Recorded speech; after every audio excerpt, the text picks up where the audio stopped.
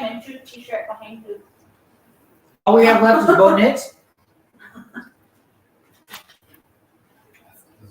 Is that right? McCarthy. This is McCarthy for sure.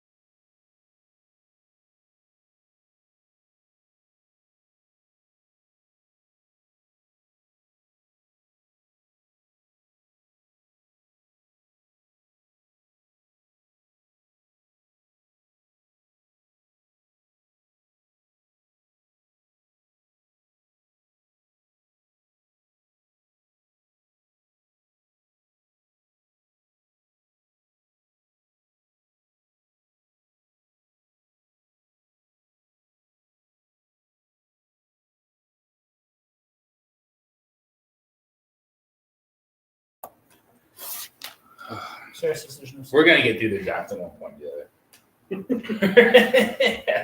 I don't think we're gonna.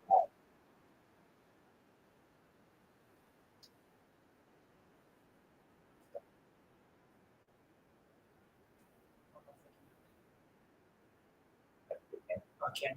Are we live? Can you hear me? As we work through this, the first night of going live on the football podcast. Yeah. So many things. So many things. Yes, we can. All right, let's Well, so we got to recap. Yeah. So I think we cut off Michael Penix was just drafted, which we were all surprised about. Roma Dunze, the Vikings traded up one spot to draft JJ McCarthy. So nothing surprising yet. But now the next pick, right? Well, it worked out for the Minnesota Vikings. They did not have to lose their second first-round pick. They got it just in case, and now they can use that. They got Jason McCarthy at 10. Didn't have to scramble to get him. Jets moved down to 11. Roma Dunze to Chicago Bears. Let's discuss that. It's terrible. Roma Dunze is Jack Smith and Jigba. He's going to get lost himself a little bit. He's going to do just enough to where he teases you. Roma Dunze, for me, on my bench, flex play here or there. But as I said, I think Malik Neighbors, Marvin Henry, those guys are get wide receiver 2, wide receiver 3. I love Carolina's options, but I don't think that means Roma Dunze is finished relevant this year. No, he's a good dynasty pick, but not necessarily a good. It was like what I talked about. It's just a lot to go all around. And he probably is going to be dog right now for a bit. So, Well, and I live by this stat. Most teams can only sustain 2 targets. So, like Chicago, you're having a rookie quarterback. with 3 targets that we all believe in. It's Keenan Allen, it's DJ Moore, Rome Odunze eventually. It is what it is. At least that's how I look at it. I don't know if you guys see it the same. Just I want Rome Odunze in a year too, but I don't want him this year. And the Jets selection is in, so Tackle. Smart move by the Fashanu, yeah, you kind of have to protect Aaron Rodgers. We don't need him to tear his Achilles again. So Fashanu 6'6", 312 out of Penn State. Fashanu, Olumawaiya, it's the tackle out of Penn State. the tackle out of Penn State. That's how we say that name. The tackle out of Penn State. If you never hear his name again, that means he's playing pretty good. You never. If the announcer has to learn how to actually say his name, it means that he's probably getting sacked a lot, or Aaron Rodgers probably getting sacked a lot. This is one thing I did want to point out, though. When you look at rookie wide receivers, and last year was a pretty good year for rookie wide receivers. There was 1, 2, 3, 4, 5, 6, 7, 8 rookies finished top 50 on fantasy football scoring. That's pretty impressive. Really? Yes. Wow. Of course, Puka Nacua was the 4th overall scoring wide receiver last year. Jaden Reed, who it goes to, sometimes you just don't know. The 2nd round pick for the Green Bay Packers was 25, right behind the 1st round pick for the Vikings, Jordan Addison, who was it. Then you have Rashee Rice, 2nd round selection for the Chiefs. He was the 27th highest scoring fantasy player. 31st was Zay Flowers, Ravens 1st round pick. So a lot of those guys you're have eyes on because they were the 1st round selection, 2nd round selection. This is the Jaden Reed one. It's fascinating because it's not on a lot of people's radar, despite being a 2nd round pick for the Packers. Then Tank Dell, 3rd round selection, 39th in scoring. Josh Downs, 3rd round selection for the Colts, was 43rd. And Jackson Smith and Jigba, this is what I see as long is there's going to be weeks he gets you 10, 11 points. Flexible, but that's still down there. He was the 48th highest scoring. So you're still getting a top 50 performance out of him. But that was also an offense, with Geno Smith, at least a veteran quarterback. Tyler Lockett still played a lot of snaps last year, but I think Jackson Smith and Jigba is a good comp for Rome Odunze this year. You'll play him at times. I don't think we can get a lot of big games. Of course, that could all change when he gets out there on the field. But I think that's what you're looking for. Yeah, I mean, so the thing with the top 50 wide receiver is that I think it's league dependent, right? Because it's important to remember, like, top 50 sounds good, but in a 10-team league, if each team starts 4 wide receivers, that's 40. That's what I'm saying. That's why it's maybe on the flex bench guy in case of emergency. Yeah. But that's still it's a playable, that's true. It's a playable dude in flex. Yeah. Even On a bye week. even if you're talking about normal leagues, you have your one. So that's 30 players, not a time for bye week. So you're still getting a guy that's kind of on that top 50. That's fair. That's fair. Yeah. I mean, I guess when I get to that point, I'm usually trying to. I think I flex running backs maybe a little too much, and that could be an issue for me. So I always look at it as like 3, and then I flex running back a lot. But I think in that situation, a top 50 wide receiver is never a terrible thing. You always struggle with top 50 though, especially with that 40 through 50, because if they don't hit on the week you start them, they get 2, and you're just like, oh. Well, I think you could ask whether we're talking about Rome Odunze or Tyler Boyd, Yeah, Tyler Lockett. Like once you get to that point, you have.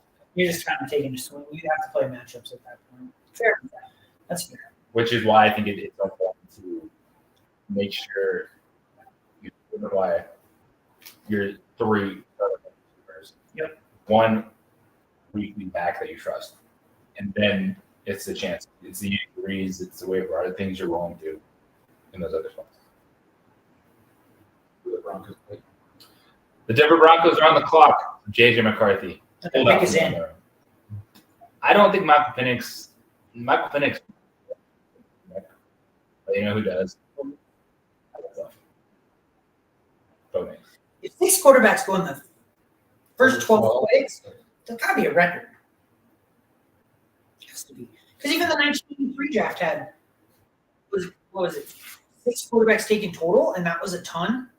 But Dan Marino didn't go to pick Top 12 27. for sure. If we go back to 2021, you had Trevor Lawrence 1, Zach Wilson 2, Trey Lance 3, Justin Fields 11, Mac Jones 15. So that's 5. But Nobody that else was went, right? in top 15. So yeah, this is. Because If that's even what at they this are, point, who knows? we've had 5 go in the top 10, which is Zach Wilson. Zach Wilson. I didn't mind the trade for Zach Wilson because you're taking a chance on a player that if he's trash, doesn't matter. Like you trade him. And I should be very relative. Ooh. Trash is not Trash. the word. Trash is It's a like very mean word to he say. is a million times better than me. Soft. He's a million times better than me, and he's the best cougar hunter ever. There's But- potential. Yes, it's what Zach BYU. Wilson. But we'll see if we go. First round pick. They have no clue. You guys have no clue what you're doing.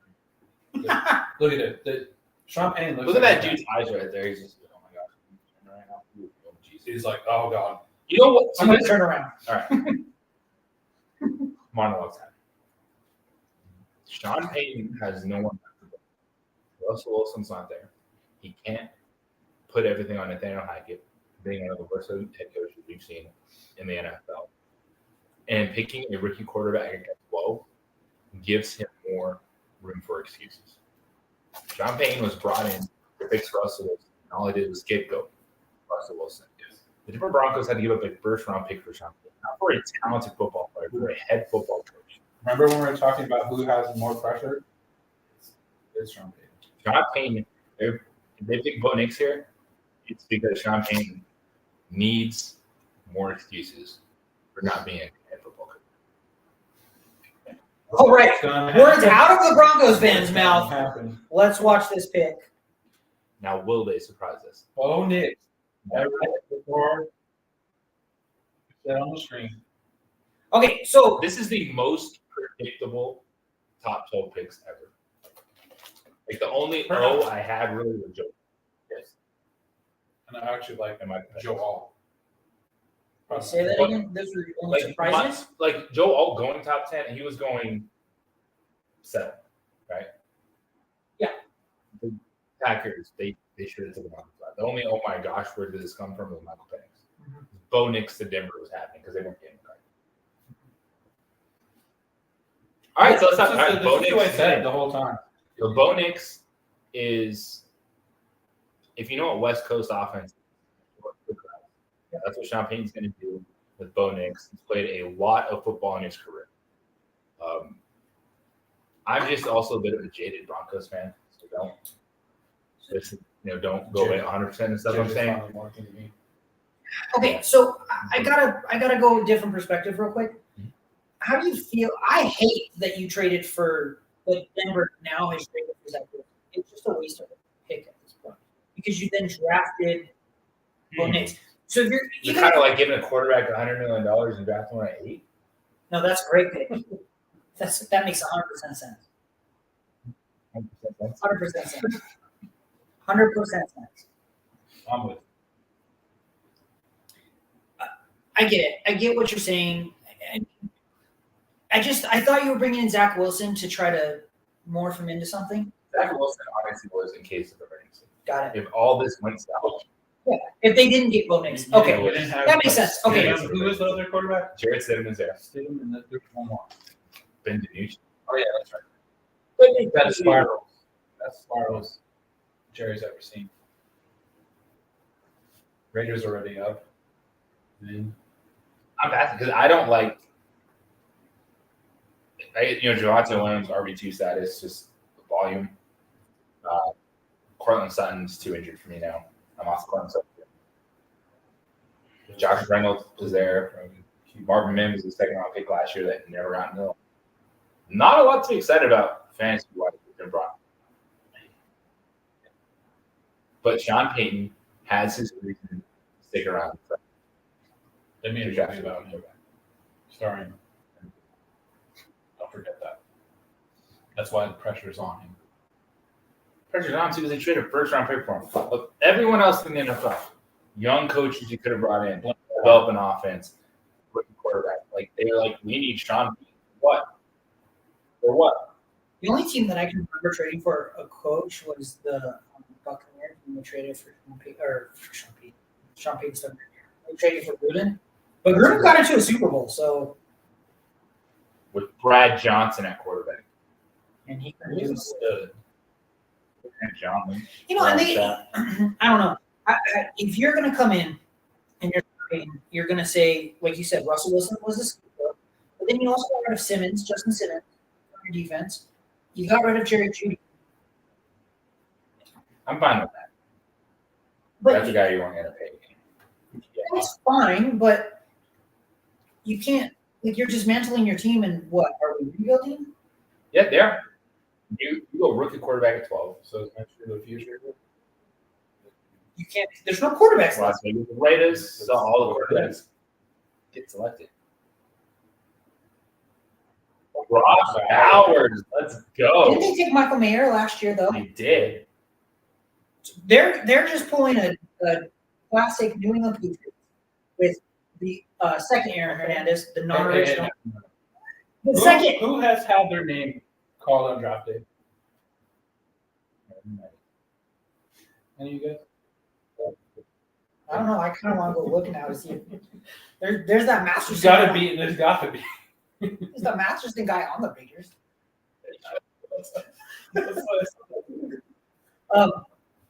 And Gronk. So are they doing the same thing? I mean, All right, so let's Apparently they are. Brock Bowers, to me, he's going to have a Dalton Kincaid role. He's going to be flexed out more than he's going to be on last year. Devontae Adams is locked in as your wide receiver one. Yeah. They have Gardner Minshew in there on a multi-year contract, I love Gardner Minshew. coming back with Aiden McConnell. Yep. Like Brock Bowers. Look at that. Yeah. That's not bad. Jacoby Myers. Devontae Adams. You just run a Brock Bowers. Alexander Madison, Devontae Adams, Jacoby Myers, Michael Meyer, Brock Bowers. You just run a two tight end set the whole time. And I don't even think it's going to be too bad. No, you can flex them out. Yeah. Excuse me. And Brock Bowers, he looked out. So I'm glad it's not just me. I view it like that's okay. I think it's someone as the season goes on, how his numbers go up. I agree. I think I like Brock Bowers a lot. So if I'm drafting, I want to take Brock Bowers as like my second tight end. If I'm drafting lower on tight ends, right? So if I take like a wide tight, I don't have my rankings. I can't think off the top of my head. But like a tight 8, 9, 10. I also want to grab Brock Bowers because I think he can have a good season in the year, like you're saying. And just pure like catches. Donkey Kid did the same thing, right? Weeks 12 through 17, he had killer weeks. That's right around playoffs. So I'm interested in Brock Bowers in that aspect, in that role. I still think Michael Mayer has a role on that team, and I think he's still a good draft. Because Michael Mayer is the one that they're going to on the edge in red zone situations, in running situations. He's going to be on the field.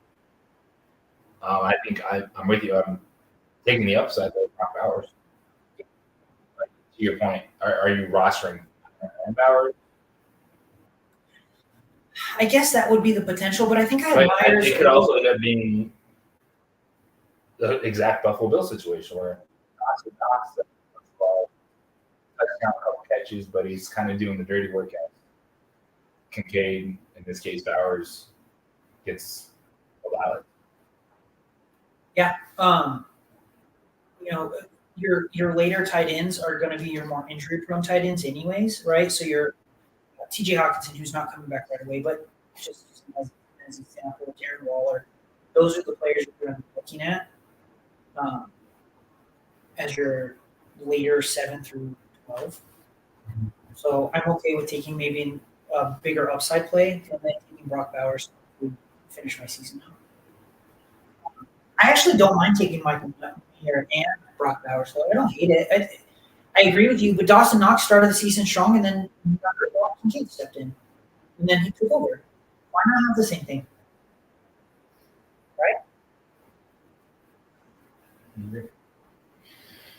So and it's been fun so far. A lot of fantasy impact early.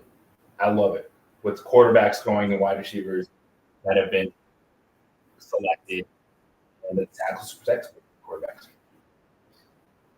So one of the questions, kind of fun, is how do the players have the hats ready to go? And I'm just going to answer that real quick because it's kind of funny. The players buy a bunch of the hats, or their agents usually buy a bunch of the hats, who's most likely to select them. Some agents buy all of them, and then they just pull out that hat when they get drafted. But if you saw their table, it would be a bunch of them behind, I'm sure. So it's just a fun question. And really, it's not that crazy if you make a call and get 32 hats. Yeah, Yeah, so I was like, oh, I'll build it for you. you're about to make $1 million. It's fun. We usually cover that. Oh, I'm taking 10%. So, I'll buy a couple $100 worth of that. you know, I bet the agents have a bunch of that Yeah, stuff. right. Honestly, I bet they just get them to them. Yeah, Probably I'll send them out. that's fun. All right, so New Orleans is on the block here. Saints. Derek Every- Carr's coming back. Yeah, everything I've seen watch them has been an offensive lineman, but we've already had 3 go. Honestly, the draft board is so crazy right now because it started off very predictable and then it's gotten kind of hectic. This draft has been fantastic for fantasy football. You're talking quarterbacks, technical quarterbacks, keeps them healthy, and skill position players for quarterbacks to throw to. So this has been an absolute blast. This has been the first live broadcast that we've done. I know, it's so much fun. I'm loving this right now. No defensive players yet. Yeah, Dallas Turner still on the board, who is the only top 10 player left from our Jordan Reed NFL draft. And I actually have Laiatu Latu as another niche because he's not. When he played 3-4 outside of that, he can drop back and cover. I love Latu. I also am a big fan of I don't know how to say his first name. Let me try my best here. He's ranked really low, but I actually am a big fan of him. This is Zon Newton. He's 26, 5. 25. He's a defensive tackle, so he's not an edge, Right. but he's a huge. All right. He's a big defensive player that I think could have a huge impact on one game and potentially in the future have a good pass rush. I don't know where he goes, but I'm a big fan of him. So I watched him when he played in Illinois. He's a good player. So just another player to kind of throw out there. Actually, have him as my number 1 defensive tackle. That's not what's ranked on here. I do think we could see 1, 2 go here. I think we could see a corner come off the board too. Yeah. So the New Orleans Saints on the board right now, pick number 14. They have 9 picks in this draft. And this is going to be a tough one for them. They need to get on these. Because for the Saints, at 14th overall, 45, which they got from the Broncos. The Broncos did their trip in the first and a second to get Sean Payton. And then they don't pick until number 5. This is a team, you look what they have. Are coming back. Yeah. Chris Olave. Until Yeah, sun's it's going dark. down. The sun's going down, so I'm trying to figure out how to get the light better. Sorry. Might have to move a little bit closer Just to the camera. we're gonna get it. Yeah, it's gonna be a little dark. It's setting a movement. It's just Aaron. Aaron wore a black jersey. And That's fine.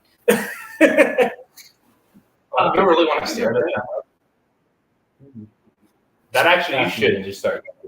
yeah, I should do one every pick. you should. After the That's Saints too much pick, work, but we're I gonna wanna see do what jersey. Yeah, you gotta make this pick, and if you want to see what jersey you come back. You know what? If we're gonna do this, let's have fun. This is your house. You got the trophy. That's a champion. Yeah. You go through there yourself. Thanks, man. That's a tough spot. Missed playoffs last 3 years. And last year it was like a shoe. It's like, oh, well, they have Derek Carr, Bryce Young in Carolina. They could make it. Not going to do it in Tampa Bay. Falcons, where it was Desmond Ritter. show. It's a weak division, and And- the Panthers. They got beat by the Bucks at the end of the division. See, but even this week, like the Bucks, I still don't think. I honestly think the Falcons have the best shot to win the division. Not because he's And Michael Penix. Tackle. tackle the Uwaga. quarterback. Uwaga. Tackle.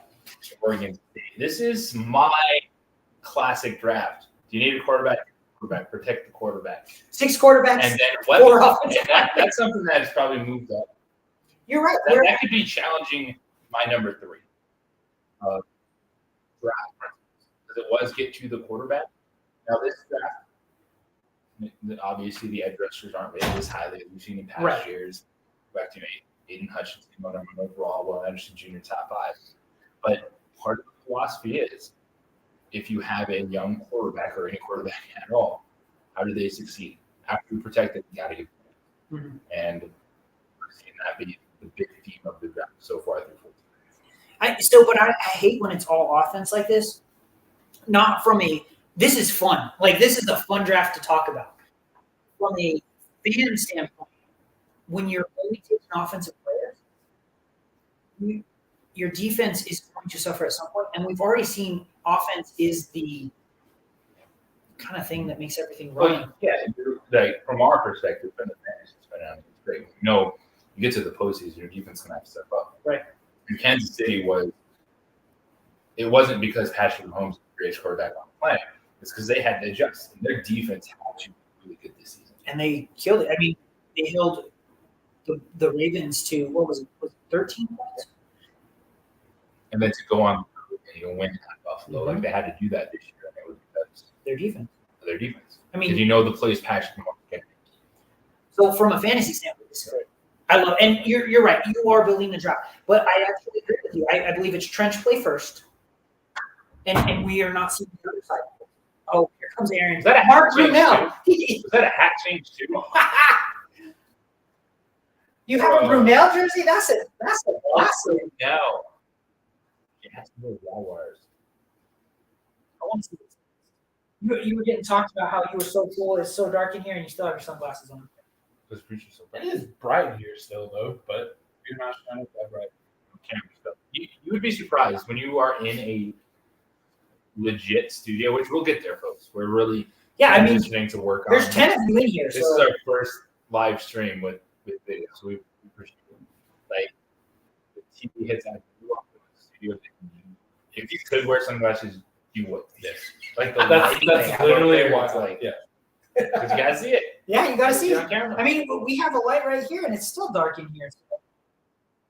I mean, I guess I'm just a ring light. It's not the best. Yeah. Get spotlights, Look at yeah. that. 6 quarterbacks. We could bring it right here. 12. Look at now. Are we brighter? Show the camera. Just show Oh, the here camera. it's dark. Show the camera. I can't show the camera. The camera. Yeah, you can show them the light. See how bright it is. Oh, I'm not gonna show them the light. Do it. Show them the light. Oh, that's better. That's way better. That's what we should have done. Yeah. Look at now. Way you can see us. You can see our beautiful faces. I look super white because I am, but it's way worse. I need to get a tan. I need to start wearing makeup like everybody else. All sunscreen's good. Protect your skin. We're getting old, guys. We got to do this kind of. Oh, okay. Back to fantasy. Okay, so the Colts are up. Colts. I like the way they're set up. Anthony Richardson coming back. It's kind of rookie year 2.0. Yeah. But he's going to be a fun one to look because his athleticism, they don't want to take it away from him. But it's about staying healthy. You got Michael Pittman, Josh Downs. A lot of people are saying, Brock Bowers would have been. Yeah, but he's not here. I know Jim Irsay was like, give me Marvin. We're not getting him. So this, or the Colts, this I is could one see- where I'm like, I look at your board. Yeah. Take the highest rated player. So here's players I think they could take. They could totally go defense, but I could be wrong. From an offensive standpoint, this is what I would use it, is Troy, which is the guard, tackle, because they do need to protect Anthony Richardson. You're right, and it's tricky without him. Graham Barton against center. Or you could see Ryan Thomas or Donnie Mitchell come off and get him another wide receiver. So I could see 100% being a defensive player here, but everything we've seen says I need to protect my quarterback. And last year he got hurt. And how do you protect your quarterback? Get him an off the line. Well, and you have Jonathan Taylor back in the field. Yep. We'll see them. So why not just take one of those guards? Or Think about Jonathan Taylor next year. Decent zero running back RB. Because I think Yeah. Taylor's probably I a fourth do like fifth that. round guy. Yeah. Now, Nate, there's still bound to be some people out. Oh, for sure. I don't think you get him in the 4th and 5th round. I don't, not because I don't think you should be there. It's a name value. He was in the first round last year, and he wasn't even planning to play, or that's where we thought we were. And so to think that he won't go high again is It'll be interesting. so this is the thing that we have to remember, right? When you go look at everybody's drafts, not how we're going to draft, but everybody's draft. You go and look at Matthew Berry's. He has him as the top 10 running back. Great. Where's that going to go? First round, maybe third. It's just you have to remember, like no matter how the people listening to us are obviously players that play and are really locked in. Because we have smaller ones. But we have to remember everybody else is going to be looking to Matthew Berry. Those are the people who are going to be like, okay, I'm going to take Jonathan Taylor here in a second. And I'll see that. People will say, last year behind him. Yeah. Come back. You know he's going to be featured in that offense. Takes the pressure off Anthony Richardson. I'm a big fan of Anthony Richardson. He was killing it before he got. I can't wait until that episode. I like When it. we figure out who are, especially if you're in just a 10-team league, my goodness. Quarterbacks are going to be selected. Unless we go to a 6-point passing touchdown league. Colts selection is a 15th pick first round of the NFL. Who's it going to be? Okay, I like it. Latu, that was your First pick. defender off the board. That was your favorite player. He had some injury concerns coming out, but he's a great player. 6'5", 259. 6'4" and 3/4. Quickly, 6'5". Sorry, just reading. You're talking about, this is one of those guys, like, you look at him and he doesn't look open. No. I mean, he's not your Will Anderson type of edge. He's more of that, off the ball, Von Miller-ish. Not Von Miller, but that style. He's going to win. Like, he'll surprise you with his power. He's going to beat you with his quickness and athleticism. He's going to drop back a little bit more than those guys can. He's Jalen Phillips. Yeah, he's got more. He's a true 3-4 outside linebacker. Because a lot of times you see the outside linebacker where he's kind of They're just edge rushers. like small edges. This guy is true. Like, he can even play in 4-3. Well, at 6'4", too, if you put him in a 3-4 and outside linebacker, he has the potential when he does do that step back, he makes it hard throwing lanes for the quarterback. Yeah, play some space. Especially if you look this year, the quarterbacks coming out are slowly getting shorter and shorter, right? Like, Yeah. like it used to be when we were growing up, if you weren't 6'5", you're too short. And then it was, you just need to be 6'2". And then it's like, he can be 6 foot. Maybe 4. Like this guy coming off the edge towards Kyler Murray. Kyler Murray's never been with the over him. He had 2 interceptions last year at UCLA. We're not do that. Like, he's gonna get up the field. He's 260 pounds in 4'6". I don't even think I could run a 6'4". My 6'4". But this is one too. Indianapolis did last year was they solidified their foundation offensively. And now this is an opportunity with the way that the draft fell to them to get what I believe is the best pass rusher in this year's draft. And I that's letting the draft fall to you and taking the best player available. Said you should always do in the first round, and having too many pass rushers is not a problem to ever worry about. Cam Jordan and Latu on either side is a scary duo, and you know what? The Saints have just made their defense a little bit better. Well, considering he's going I was gonna say. Oh, did I say Saints? My bad. to Saints with the offensive tackle. Offensive tackle. Right. I got lost in the sauce there. No, We're drinking Fresco. Too many Frescas. Yeah. Well, so My bad. this is what they've done over the last few years. Last year it was Anthony Richardson. Yep. Brady Pay was the first round pick a couple years ago. So next year they brought in Forrest Buckner on the line. Yep. The linebacking core is pretty good. EJ Speed was really good last year. Really Zaire good. Franklin. And now in this team, they're based 4-3. Yeah. So I can see He probably plays Probably. at the edge. edge or even I don't think at the weak side. like your console linebacker. I guess they could, and then on rushing downs, put him down in the 3 tech. Probably, and a lot of this stuff too is when you look at teams, there's so many different formations that you get away. That's true.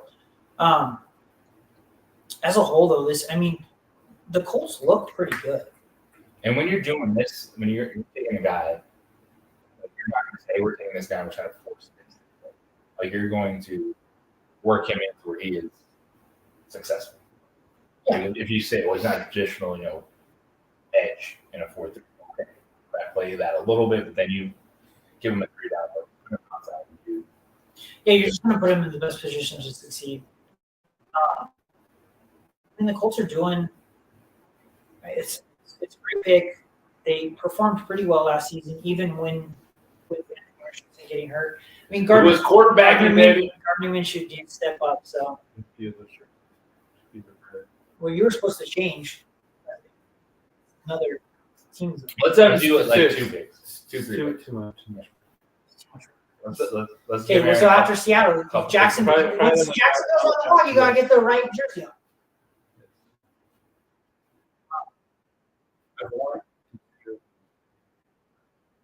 That were any good. Yeah. So I didn't see. Did you have a Blake Bortles jersey on? The one of those you got in the NFC Championship game, right? The boat's there. Is that Jalen Ramsey who got you guys to the championship? Well, then how do you not have a Blake Bortles? I do. And you got to just yell Bortles when you throw The passes. boat. Seattle Seahawks Their pick is in. on the clock, 16th overall pick. So we've seen one defensive player first 15 selections. It's been quarterbacks, wide receivers, side end, and offensive tackles so far in the first round. Now I think we're going to start seeing. I think now we see defense. There's not a lot of offensive players left that are. So coming up, Seattle, Jacksonville, Cincinnati, the next 3 picks. So the Seattle Seahawks. Talk about what you got. DK Metcalf, Jackson Pitt-Bigba, Tyler Lockett, Geno K9. Smith, who now is backed up by Yep. who Mike McDaniel, new coach in Seattle, by the way. So new philosophy, Pete Carroll, is just an advisor now. So you got the defense corner. They've talked up. They like Sam. They think, hey, this is a young quarterback that threw for over 4,000 yards last season. It was one of those things kind of hedging their bets. Were they going to be in the quarterback market or not? The running back. Kenneth Walker. In fact, Zach Charbonnet to back him up. It's a great offense. It's really relying on Geno, though. Because 2 years ago, he looked great. Last year, It was kind of, ups and downs. On what Geno Smith's going to be. yeah, 2 years ago, he didn't write back. Comeback player of the year. And last year, it was kind of like, I don't even know. So they're a hard team for me. It's been a team. If Mix was sitting there, I would want that pick for them. I do think I feel like they have the talent, and they're just a quarterback away. but because defensively they have, you know,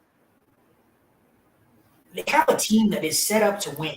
Just Is the quarterback Come together. it's Geno Smith. It's what can he do? That's what makes this team so hard to judge. Like DK Metcalf will have good games, and so he's clearly a wide receiver 2,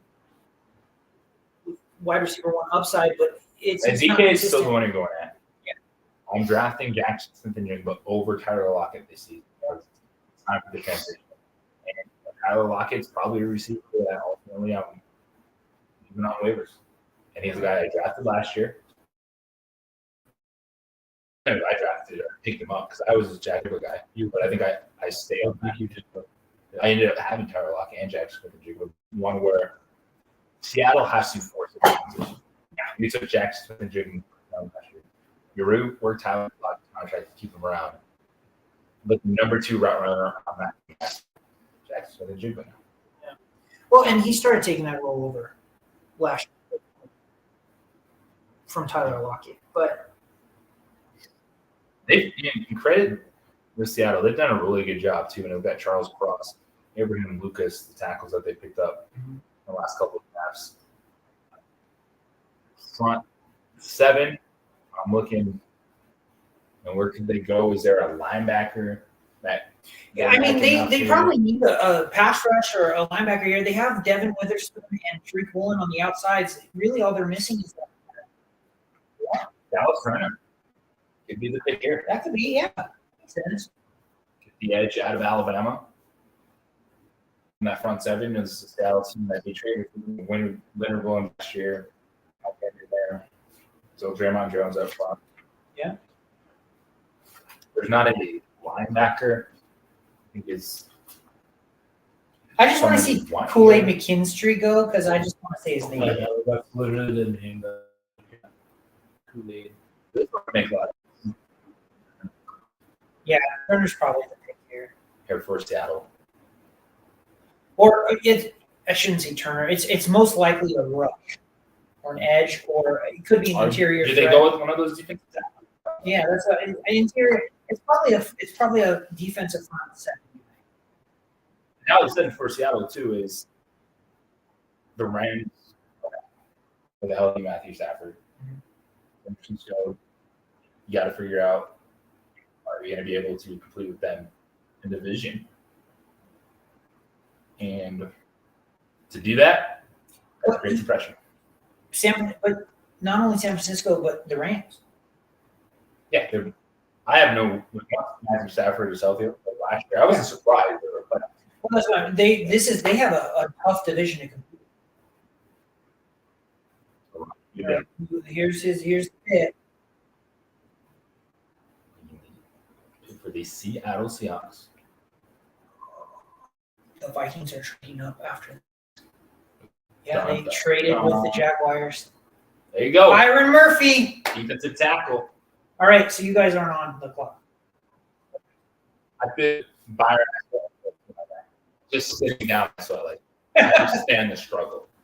Yeah, look at those I armpits. understand that. Why do you think I didn't wear this shirt here? I wore a different shirt. Hey, put that shirt on over. I get Yeah. that. Sarah tells me all the time. She's like, "You smell." Listen, I can't control that. I just sweat so much. No. I will pull my armpits. Yeah. Listen, I'm allergic to antiperspirant, and deodorant only lasts so long. There was some oranges underneath it or something. I'm a hippie over here. No, I put on deodorant, it just doesn't last. But Byron Murphy, defensive tackle out of Texas. Defense signal with top rated offense. Yeah, offenses are good. No, but that makes a lot of sense. You're looking at Seattle. There wasn't a best player available. Take it because offensive guy here. So go get the top rated tackle on your board on the defensive side. That was Byron Murphy for them, and it works. But Okay, who are the Vikings taking here, though? Yeah. this is good. This draft so far for Minnesota is amazing for them. Yeah. They do not have to lose draft capital Yeah, the 14th Yeah, fifth round pick, yeah. because McCarthy fell to them. And now, using the pick you acquired, Yeah. obviously there was someone that is on their board that they did not think was going to be here. Right. And so they're going on 17. So it's not, most likely it's not a skill position. It's got to be an offensive lineman, or there's a defensive player that they really Quarterback. like. Yeah. Yeah, that's probably it. Probably a corner here. So yeah, you just so Tilly says he's not legit. Third overall, fifth round. okay. The Jaguars get a 3rd round pick out of it next year. Yeah, in the 5th round this year, and only moved back 6 spots, so obviously there wasn't a player. Or they have enough here. I think So they is can it- make the trade forward? I really want the trade forward. And They didn't have a chance. So is it Teron Arnold here? because if you ask me who Jackson was taking, I was like, Quinyon Mitchell. Cornerback out of Toledo who shot up draft boards. Toledo? See, here it is. Or I'm talking about a cornerback that 43, 40, moving and stay with receivers in NFL now. Yeah. On the outside. That's Yeah, Hardest position to play in football. corner. Sorry, quarterback is cornerback. The Vikings traded up 23-17. Here we go. And the Vikings team, we didn't get a chance to talk about it because we've been bouncing all over. So with this Dallas Turner. Okay. Okay, so when you think about Minnesota, now Danielle Hunter left. Then they got Greenwald from Houston. And so they're kind of adding Turner, and it can be more of that traditional 4-3 edge. He was ranked as a lot of people's number 1 Yeah. edge. So him being there at 17, I get why they want to trade up and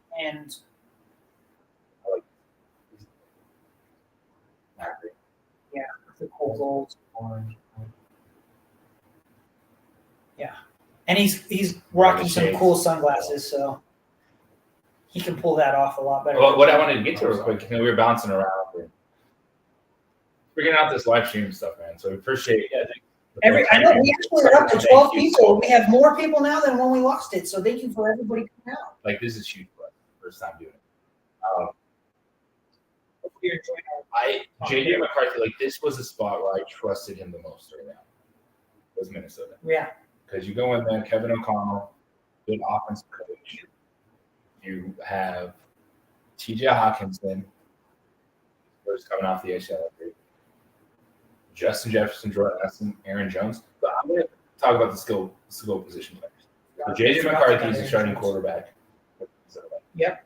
What does that do to what you have to invest in the return this season? I need you to explain the question. Are you speaking Like Justin Jefferson? Yeah. Still a top 3, 4 pick. Okay. I don't have him as top 4. Are you Top 4. confident that Justin Jefferson is a top 10 fantasy football? Yes. I have it. My wide receivers are in some order. I think this is the order, but it could be a little bit off. Javonte, forgetting the player right now. CeeDee Lamb? Thank you. CeeDee Lamb, Amon Ra, and then probably Justin Jefferson.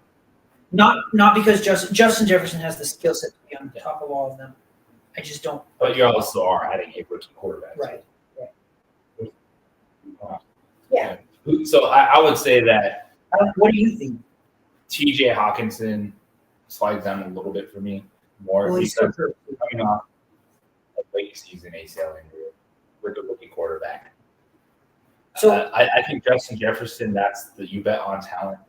Don't fall off too much. I think it's kind of like Devontae Adams last year. Exactly. But I think the other players, the other pass catchers, Addison and Hawkinson, take a few steps back. I think the other thing that's important to remember is because he's coming off an ACL injury with TJ Hawkinson, he's not going to get that time with JJ McCarthy. Yeah. So it's going to make it even worse, where you might not see him. Because TJ was my favorite part of last year. That's that end. Right. And I'm bummed out. He had another proof. But Yeah. I think Addison. So what? So I think it's one where Justin Jefferson, like, he's too good to not bet on the talent. Like, would I want CeeDee Lamb, Ross and Brown over him right now? I probably would, because I trust Absolutely. Jared Goff and Dak. But if I'm attacking at the first round, Devontae Adams, Justin Jefferson, like, Yeah. I think how I think like how if I make that turn, Yeah. I'm going okay. just I like my upside. no. I think that's how I have it ranked. I do think I have it as it's Tyreek Hill. Because you're gonna have Garrett Wilson Yeah. that gets pushed back up with Aaron Rodgers. I think my rankings. I have Justin Jefferson in my top 5 wide receivers, so that would mean I guess he's almost a top 5 pick though. Do you think Christian McCaffrey, And I think that's it like, first round running back? for me. It doesn't. That's not everyone. Well, let's play it out. Just Well, try no, to- you said Derrick Henry. And I think someone is going to draft Derrick Henry. So I think that's what, if you're really going wide receiver heavy early, the move. I think people are going to jump back on the Derrick Henry bandwagon. Yep. Saquon Barkley, Philadelphia. That's going to push those guys up. Yep. Just in the draft. Yep. Even if you don't want to be a running back person, like you're going to look where they have big name guys we know on better football. Well, you have consistently said this year you're getting away from ranking and you're just picking players. Okay, you've been doing fantasy for so long and you just need that change. More people are going to be on the ranking side of it. Like, well, I should be able to get that guy later. So you're right. Where does we kind of have to sometimes look at that too, because everybody has them ranked, right? Well, that plays into it.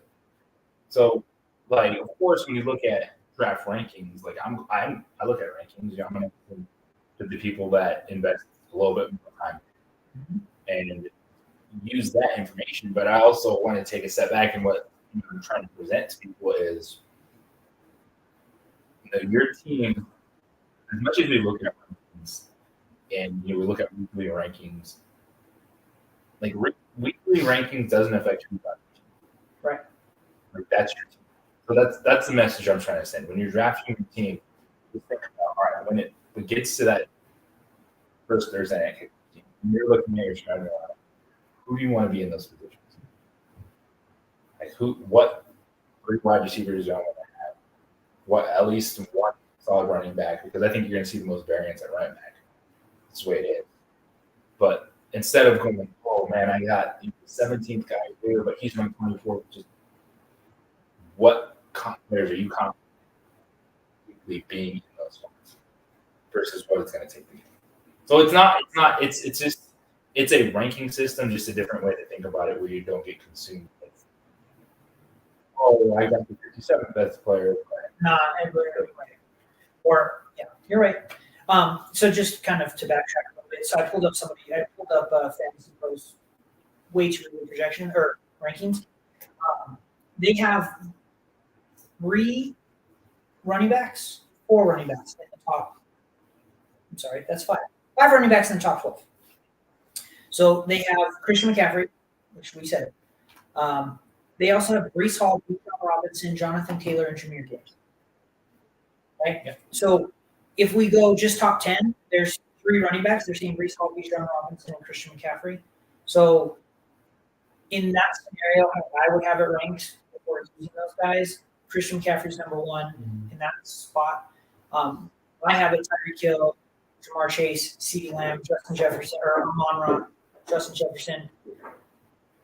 I could then see you making an argument for Bijan Robinson. I don't think Breece Hall is going to be that high on my list, but I get why people would. And then, Yeah, I get why people would. and then A.J. Brown, Puka Nacua, and then you see a ton of running back run. Right? So after those, it's essentially 7 wide receivers in the top 10, and then it's running back heavy with wide receivers sprinkled in, which is what we've been seeing, right?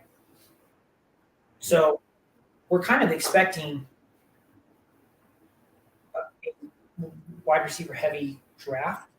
But I did want to, the reason I brought this up, and I think it's funny, we had asked where Marvin Harrison Jr. was ranked, where we thought he was going to be ranked. They have him as their number We'll play your wide receiver. Dang. Yeah. That's going to change things. That's not people are drafting Marvin Harrison Jr. as a legit wide receiver two on the front. Mm-hmm. And he's above players like Devontae Adams, Mike Evans, Chris Olave, DJ Moore, DK Metcalf, Nico Collins, Jalen Waddle. I honestly don't remember where I drafted. Oh, they took Amarius Mims. That's a great pick. The Cincinnati Bengals on the clock at 18 overall. The Georgia Offense, 6'7", 340. So they're doing what you got to do. Protect the Who was quarterback. hurt and not available? Joe Burrow. Now, what do you think about all the noise surrounding this? We knew for a while T. Higgins went out because you can't pay two wide receivers one money. Nope. So they franchise tagged him, and they were keeping their fingers crossed that he'd be happy for this year. You can get by. So you got that. When Trey Hendricks comes out, their defense is then saying, "Yeah, They're like, oh, wow." I'm more concerned with why. What's going on in Cincinnati that everybody's like, I don't want to be here. They're not. So Trey Hendricks, he like $2 million this year, and then $15 million. And T. Higgins, he doesn't have a long term. Well, I don't think you can build a good offense by paying. Joe Burrow's got paid. Jamar Chase is going going to get paid. Yeah. T. Higgins is Like you just can't pay two wide receivers in one level contract because T. Higgins is not going to settle for the Devontae Smith contract. No. Which is in the $70 million. Right. So that's how Philadelphia. A.J. Brown got the big $100 million contract. Devontae Smith $70 million. Well, Philadelphia was smart and did it before Amon-Ra got paid. Yeah, before you changed it. Yeah, he just changed the wide receiver. So if you're Cincinnati, you just got an offensive tackle, which is huge because Joe Burrow has to be healthy. Joe Burrow is the key to everything.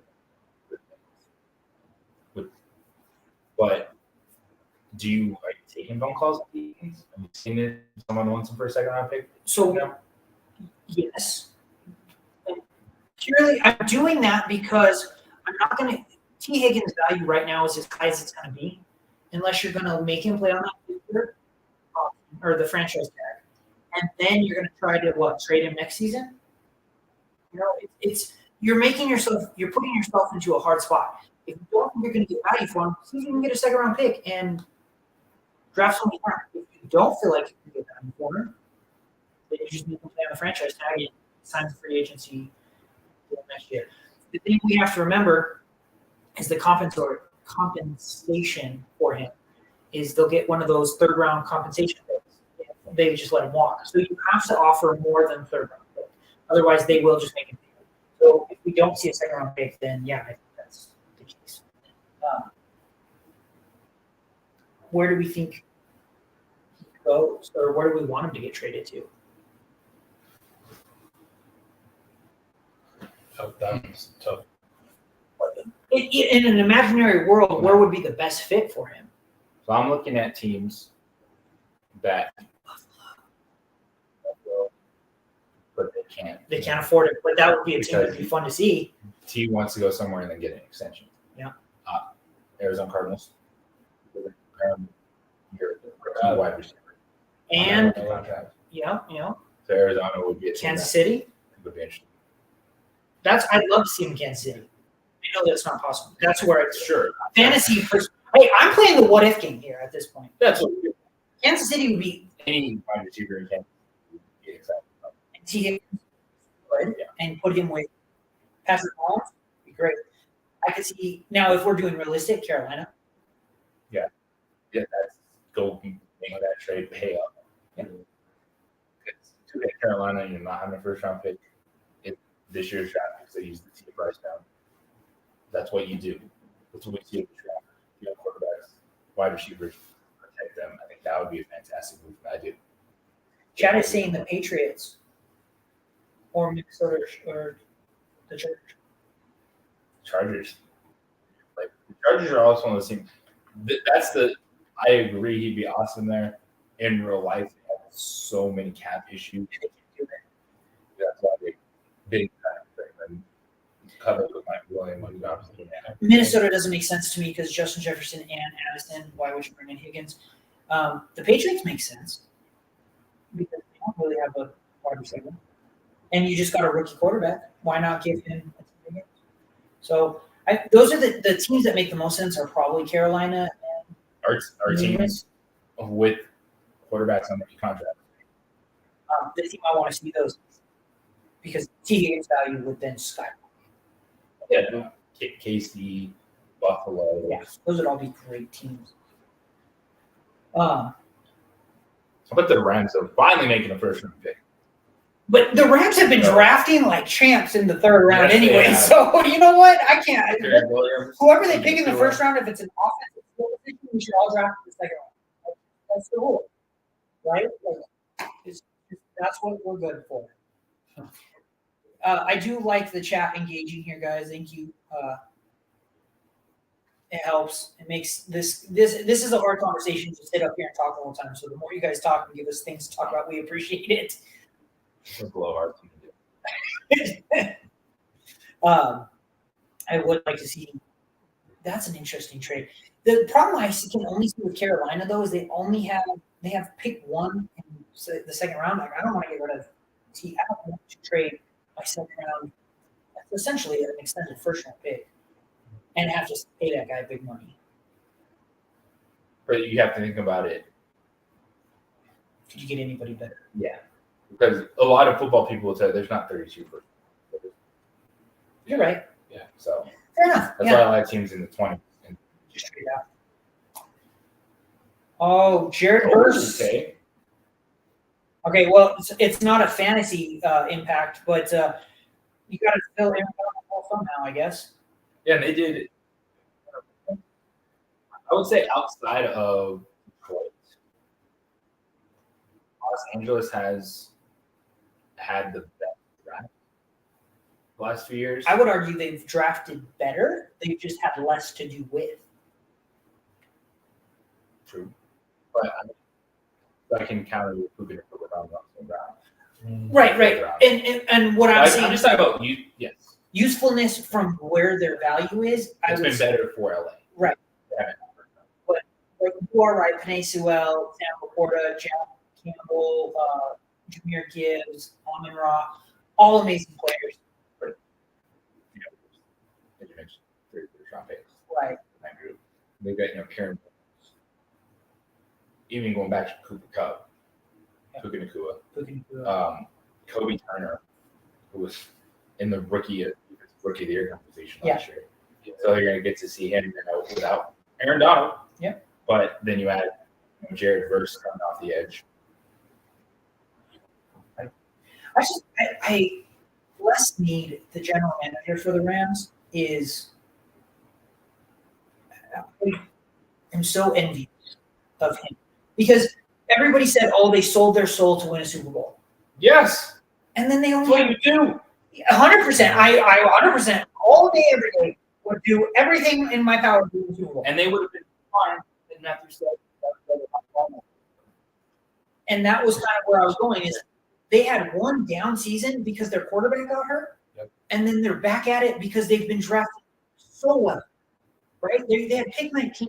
They were that close to the playoffs. Like, I would take them all. That was a trade that worked for both teams. It pushed Detroit towards being a legitimate contender for the first time in forever. Yep. Jared Goff had was able to redo his image. Jared Goff played in the Super Bowl. Yep.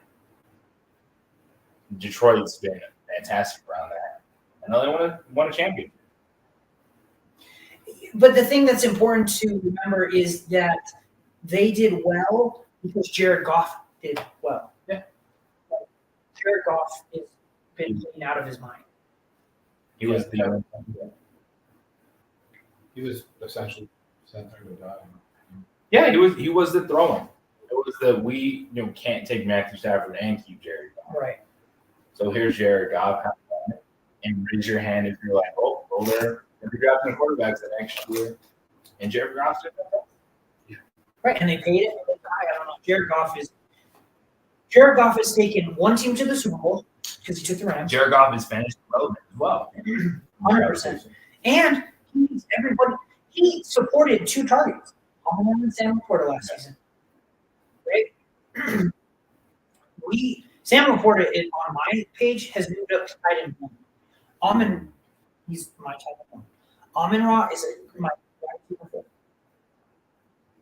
You do fancy Detroit players. I've noticed that. They're good. They're solid.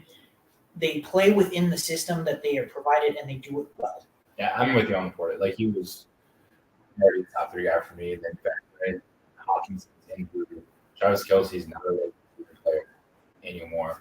I don't think Mark Andrews is consistent enough. And he to be gets the first tight end off Laporta. Yeah. Like Sam Laporta is that dude, and George Kittle is too roller coaster for me to invest in him as. He's tight end 5, Yeah. 6. Like you're taking him way later. The top tight end. That's Sam Laporta. And it could have been T.J. Hawkinson if he hadn't gotten hurt, but I have Sam Laporta as my tight end 1, and Amon-Ra is my receiver 4. That's just how I see it. So Jared Goff, if I believe those 2 are good, then I have to believe Jared Goff is relevant, and I think Jared Goff is in fantasy. I do think 10 is kind of the basic number, right? For fantasy football leagues. Yeah, when we're talking about these. So I think that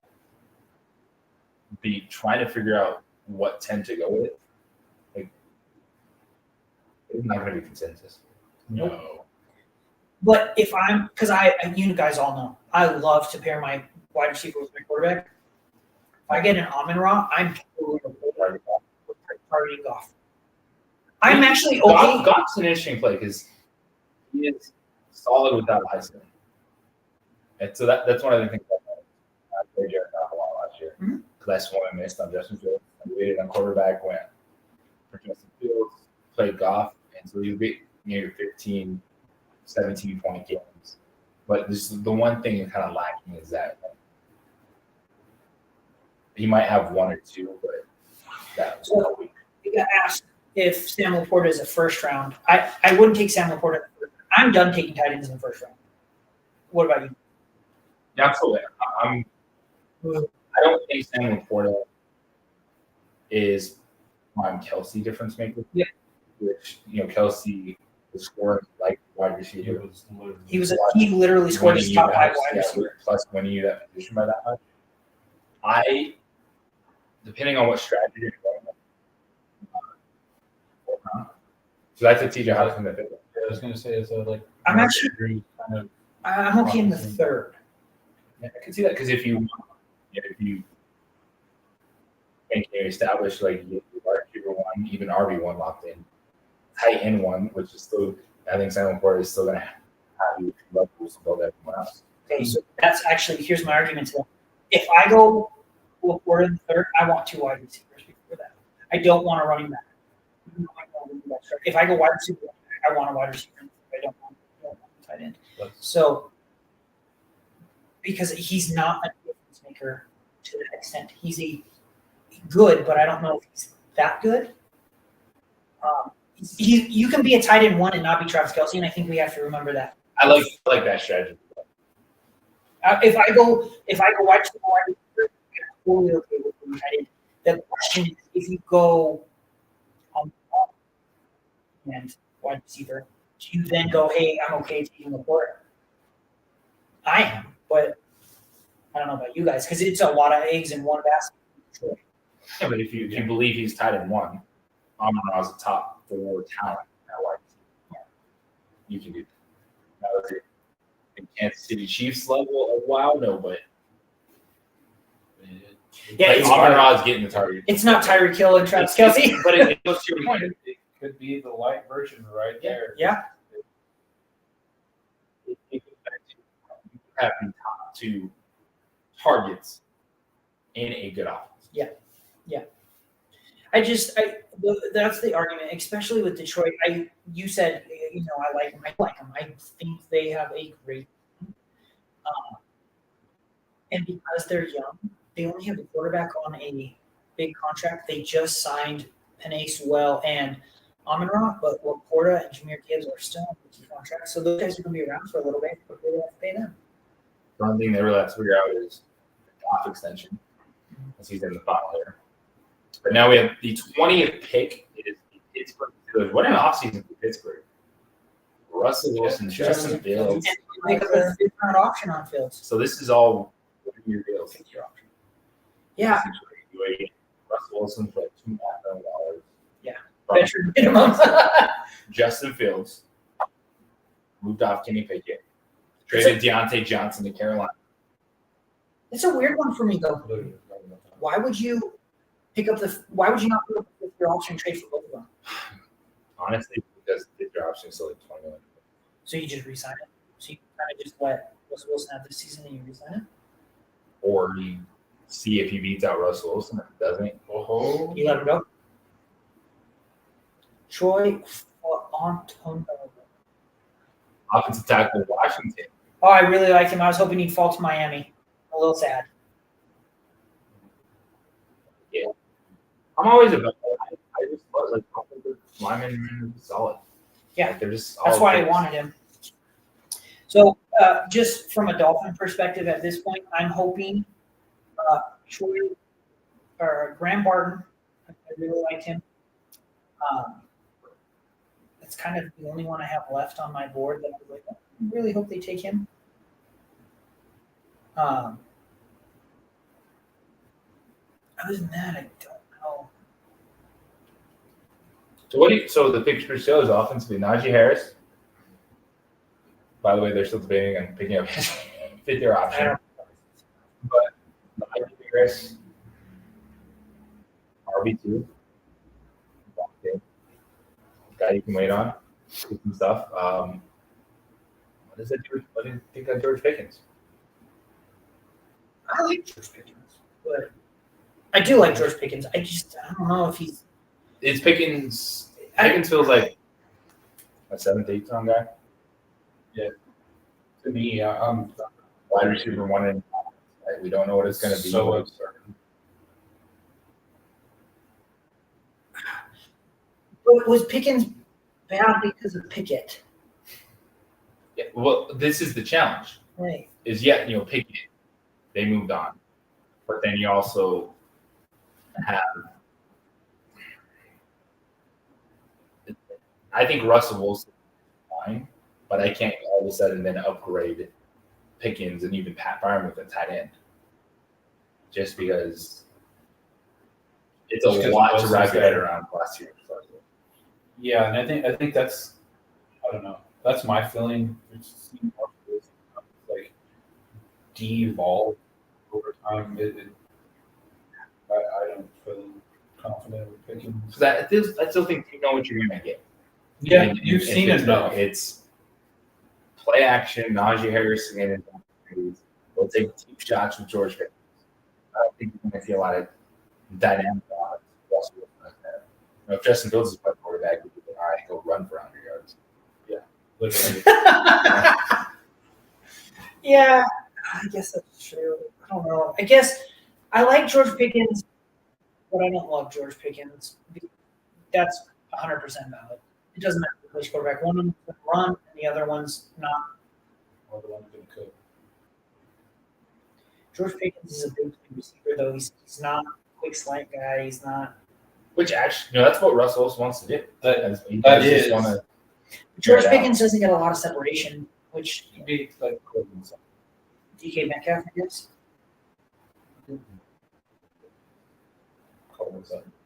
Like Najee is the dude that you wait and your RB2, 10 points. I don't want. don't either. I get you. I understand. Who was on Aaron's team and won a fantasy football championship last year? That's running back. I had to wait so long. But 9 weeks. Okay, when you play important fantasy football games, though, too. Yeah, towards the end. But If you get close. other players were consistent. So it's a long time to wait for. That's what I'm talking about in an RB2 situation. Yeah, if you draft him in the third round, that's why you don't like him. Yeah. He didn't. We're not saying draft him in the third round. No. Don't draft Najee Harris in the third round. All right, let's make that very clear. Najee Harris is okay. So I think this is where I have to, I'm getting lost a little bit, and this is where it's important.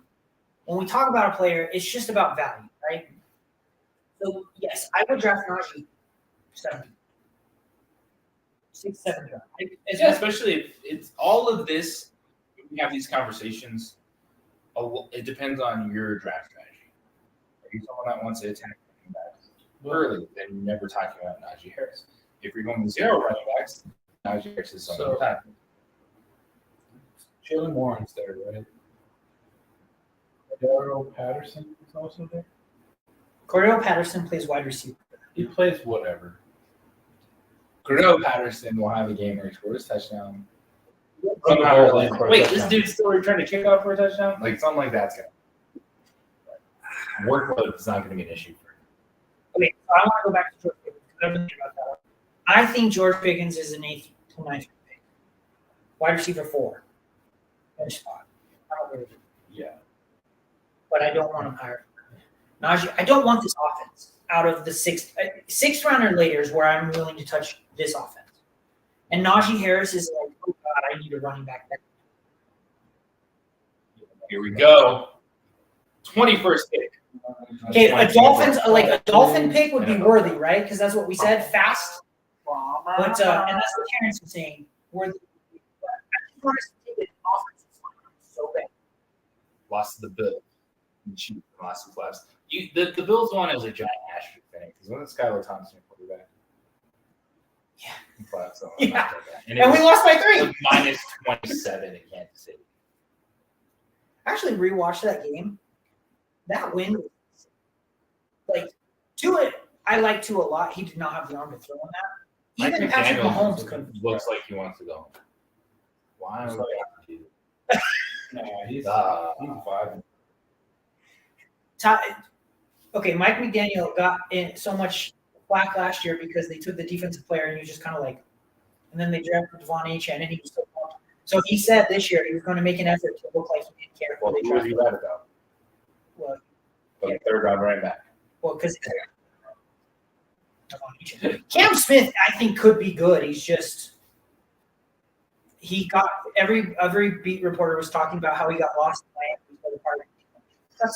That is a downside that happens in Miami. I'll get that. You I'm guys in did Vegas, not baby. throw a touchdown pass with What tight end do we have? They Durham put 6 Smythe? offensive linemen. It is interesting stat to see pulled out. The only player I would have taken here is Brock Bowers. But even then, we don't throw to our tight end, so who cares? He just started block. I don't want Worthy because we can only sustain 2 targets, guys. Don't jinx it. It's already I happened. kind of love the fact that we have them. And you just have to wait until the game. Yeah, it's like, Delay. Chop Robinson. It's got a cool name. Okay. What do you think? I mean, understanding pass rush. If he was on their board high, it's important. So that's great. He's fast though. You look at that 40. Yeah, I saw that right away. Well, 4.48, yeah. He fits our scheme 100%, guys. He ran a 4.4 and he's an edge rusher. No, it's important to right? Bradley Chubb and Jalen Phillips are both hurt. Yeah. And they're coming off of big injuries. So getting a rush is important. The dynamic of this first round is fascinating. All the offense sound off the field. And then it's just straight run up the ledge. And his name is awesome. Yeah, chop, chop, chop, So- chop it up. What you do, you protect the quarterback and get to the quarterback. So I don't hate the pick. I understand it. Mike McDaniels looked like he wanted to go home because he's tired of drafting defensive players with the first pick of every draft he's had. So that's exactly why he looked that way. But I get it. The Chop Robinson Penn State last year forced 18% pressure rate, which would have been fourth in FBS had it for enough snaps. So that's important. We found his way. And what is deep in Miami? What do they do? New defense coordinator. Yeah, defensive and he's coming from Baltimore. So this fits. Yeah. 3 down line and have this guy come up the edge. Yep. So my biggest concern. So we signed Kendall Fuller as the other cornerback outside of Jalen Ramsey. You have Javon Holland. We brought in George Boyer. So the biggest thing is Bradley Chubb and Jalen Phillips are both injured. Jalen Phillips is projected to be ready for week 1. Bradley Chubb is there's so I get taking this pick and making that because you kind of do want to have edge rushers. And like I said, if that's your best player on the board, Well, at this point in the round, Yeah. you are the best player available. right? So if that's the best player on your board, you take the best player on your board. Well, even if it's not, like best player at the biggest position. Right. I still thought Because like so many offense tackles off the board, you're not, and I agree with you. We're seeing that I would. So I there still was a bigger gap between the top 3 receivers than the rest than what we were told. I would have liked Grant Barton there because I agree with you and feel like we've Because look what you watched. did when you finally saw a full season of Tua. Right there. I just want to see. That's what I would have preferred. So I think the biggest question you're trying to answer is how do you Buffalo looks like they're trying to beat themselves, and Miami just needs to stay relevant because you lost Stephon Diggs, Josh Allen, and I, as a Dolphin fan, it hurts my heart to say this. Josh Allen is the Dolphins' dad, right? We went from Tom Brady to Josh Allen. Who's that dad? Josh Allen. Can Miami overcome that? Maybe, but Tua played well, and that's why I wanted to stay up. I wanted him to stay up. Everybody says he's got a quick release, and I think that would have probably been where they but how do you had beat Josh Allen? You not had get pass rushers. both your edge rushers hurt, and then the run on offensive tackle that we've seen so far. So you know what? You're probably right. And if you're gonna, what did you say? You protect your quarterback, or you get after the quarterback? Well, fine. Get after Josh Allen. Chop Robinson is fast enough to run Josh Allen down. That's about it. Yes, fast, so he fits the middle. But we'll see. It was a pick where I wasn't too sure about it. A lot of the comparisons I've seen were Micah Parsons and Myles Garrett, talent-wise or athleticism-wise, but not production-wise. Yeah, that's kind of two completely different styles of Garrett. They're saying his athleticism is that, not necessarily his production. Obviously, was not. It's more Parsons, like because he's smaller. Yeah. It's hard for me. I am not a big fan of taking players. So this is what we have so far in the draft. We got 1, 2, 3, 4, 5, 6 quarterbacks in that top 12. Which is crazy. We had wide receiver, offensive tackle, wide receiver, offensive tackle, wide receiver, offensive tackle, tight end, Brock Bowers, offensive tackle, edge, through the defensive tackle in there, edge, offensive tackle, edge, offensive lineman, edge.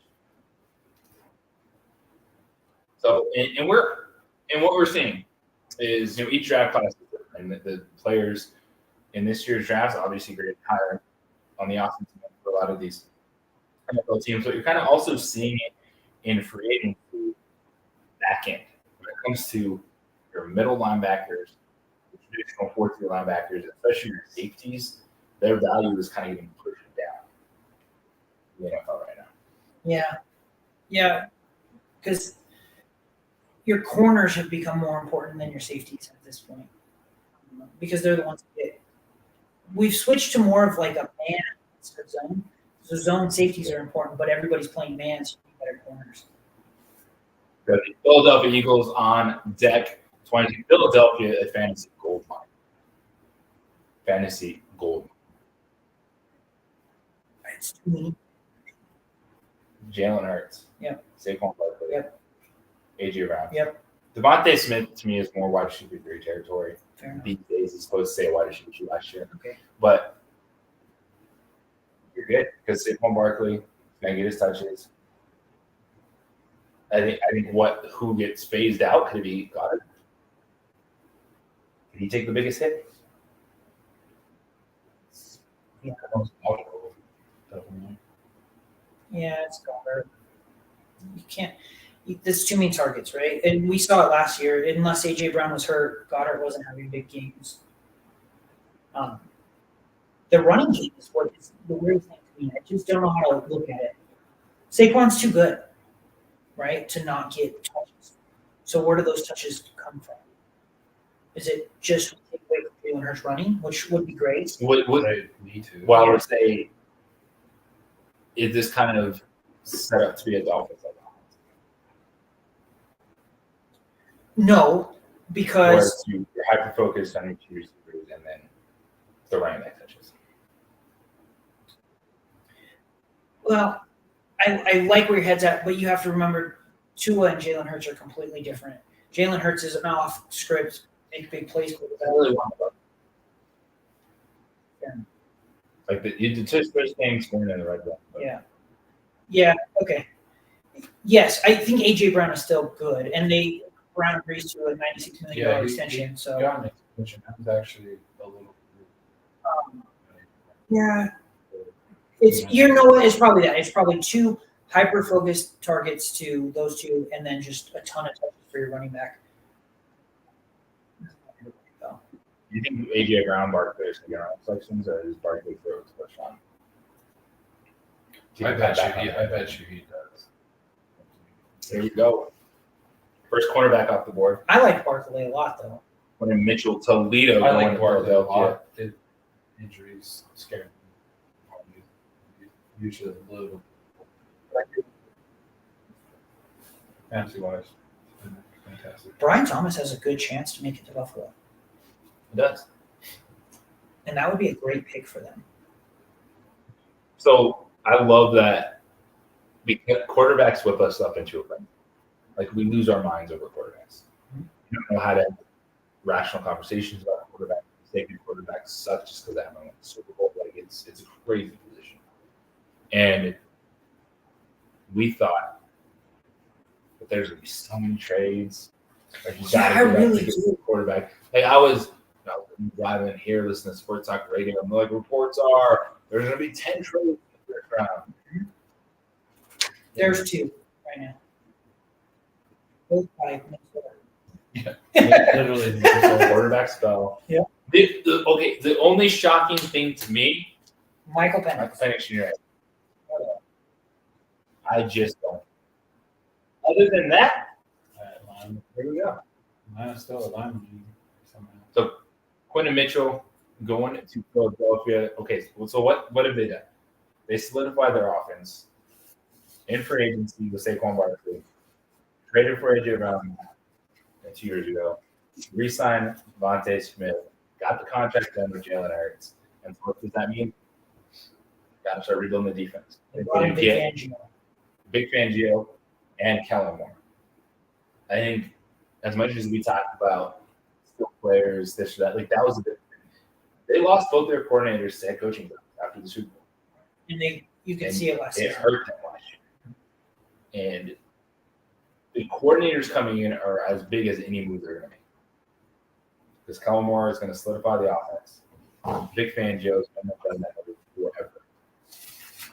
So the coordinators are huge. Then it picks like this. You get that 22nd pick. You get the in the number draft. 1 corner. It's the number 1 corner on probably half the team. Yeah, I think Jacksonville's top target. They were.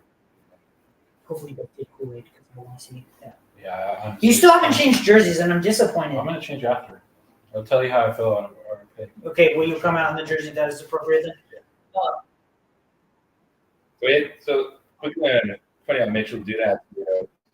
32 pass breakups over the last 2 seasons, most in the country. Runs a 4.3. He's going to be able to stay with some of the fast guys. He gets to the football. Feeling better for Philadelphia. Going back to Philadelphia's offense with Kellen Moore has proven 2 things to us. He likes his running back, but a wide receiver. His games have never. It's true. He's never had 2 wide receivers kill it. Am I wrong? Like I've been thinking, it's The CeeDee Lamb. closest would be. Well, I don't know if he's ever had this. Didn't he have CeeDee Lamb and Amari Cooper that year? Cooper. That was CeeDee Lamb's rookie year, Mhm. but Amari Cooper had an amazing season. They got rid of him and brought in CeeDee Lamb. I think it's will be fine. Okay. Just because it's going to be hyper focused on team. Okay. But But I understand what you're saying. I'm just making the If you argument. Go back to that year, no, like Stevie Lamb, good from the jump. Yeah, I'm way wide more receiver one. happy Devonta Smith be, what he was last year. I think thinking about it from that perspective, I'm way more confident in Saquon, and I'm okay with him moving into the first round. Back to Zeke. 2 years ago. Yeah, awesome. Yeah, well, Austin. And then the year before when he was in Dallas, it was Zeke and Tony Pollard for a couple of years. And then Austin Eckler, 2 years ago, he wasn't there, was he? Or was it one and done? I think he was, because 2 years ago, they brought in the Saints passing game coordinator. And then, so last year was fully injured. Yeah, I clear. Um, And then Mike Williams was hurt. but CeeDee Lamb or Keenan Allen's having an amazing season.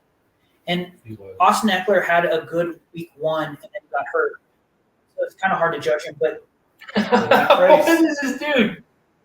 Is that his son that does the wrestling? Is that why he is in an AEW ring? he's so awkward. Why they gotta show me? We're on the NFL Network watching this, Why? and that dude is. He moved his neck a lot there. You see that there? When your owner has that Monopoly mustache, you just know. I'd rather have your guys' owner than Carolina's owner. Yes. Yeah, it's too meddling. Yeah. Under two coaches in 2 years. That's not good. 3 technically, if you count the intern coach. 23rd selection, the Jackson Jaguars. The Jackson Jaguars Straight back. select Blake Bortles. There you go. Brian Thomas. I like that pick. How you feeling? Let's talk about the Jaguars target Yeah. for Trevor Lawrence. Go change and tell us how you're feeling. All right. I'll move it. Here's the outfit change. We'll Outfit talk. change. We'll talk about it, and we'll see his outfit if it reflects. Yeah, go listen. Make your pick, or tell us what's going on. Actually, I like this a lot, Jay. I don't know about you. Losing Calvin Ridley, but then bringing in Brian Thomas Jr., who's a He's wide receiver four. big body. Well, yeah, In this draft class, gotcha. I think he has high upside. And I think he could end up being. I think he's wide receiver 4 with high wide receiver 3 upside. okay. Um, Because he's going in right now, though, he's number 3. Because Evan Ingram is in that passing game. We saw the struggles last year. Even with Trevor Lawrence, Calvin Ridley was up and down, the reason I like this guy though is he's the big body wide receiver. 6'3", He's the high point guy. He's 09. not the same as Calvin Ridley. He fits the role that they were looking for Calvin Ridley to fill that he couldn't fill last season. It's the reason Christian Kirk had big games and Calvin Ridley didn't, and Calvin Ridley would then have big games and Christian Kirk couldn't. They needed that guy who's that go down the field and throw it up to me. Well, I think that's also the life outside of daily receivers. Because you're going to get more of those yo-yo games than that. But I think we all had higher expectations for Calvin Ridley than he Than came he from had. Jacksonville. And that was also that's what fascinates me so much about how much money to go be there for Will Levis. I mean, you know what? This could be like the Justin Jefferson pick, though. 4th wide receiver taken doesn't necessarily mean worst wide receiver. No, not at all. I do think I just think even looking at Jefferson, it's like none of us thought Joe Baker was right there. Yeah. Quality. Right. But it kind of goes back to dudes at certain schools trust them. LSU creates wide receivers. Go players coming out of LSU, like it works. And now look at this offense for Jacksonville. Gabe Davis brought in. You have Christian Kirk. I like Brian Thomas. Now I think that's a lot of Too many mouths. yeah. So that's a Travis Etienne. lot of dudes that fly him over to fantasy football this year. You know what? That's 100% fair. But if I'm I think Jacksonville now has to feel much better about their offense overall. willing to take a dark throw on that. Yeah, he's just going to sit in the bench. Thomas is going to be a dude who can get in the double digit. Yeah, he's around 13, 14.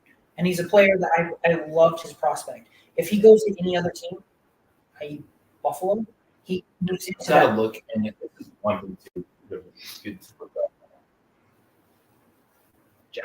Jacksonville 11%. I think that's what they would do. So I think he could find his, if that's what they do, because I am Evan Ingram. Yep. Travis Etienne. Yep. Gabe Davis. Okay. Christian Kirk. Brian Thomas. He could be on the field.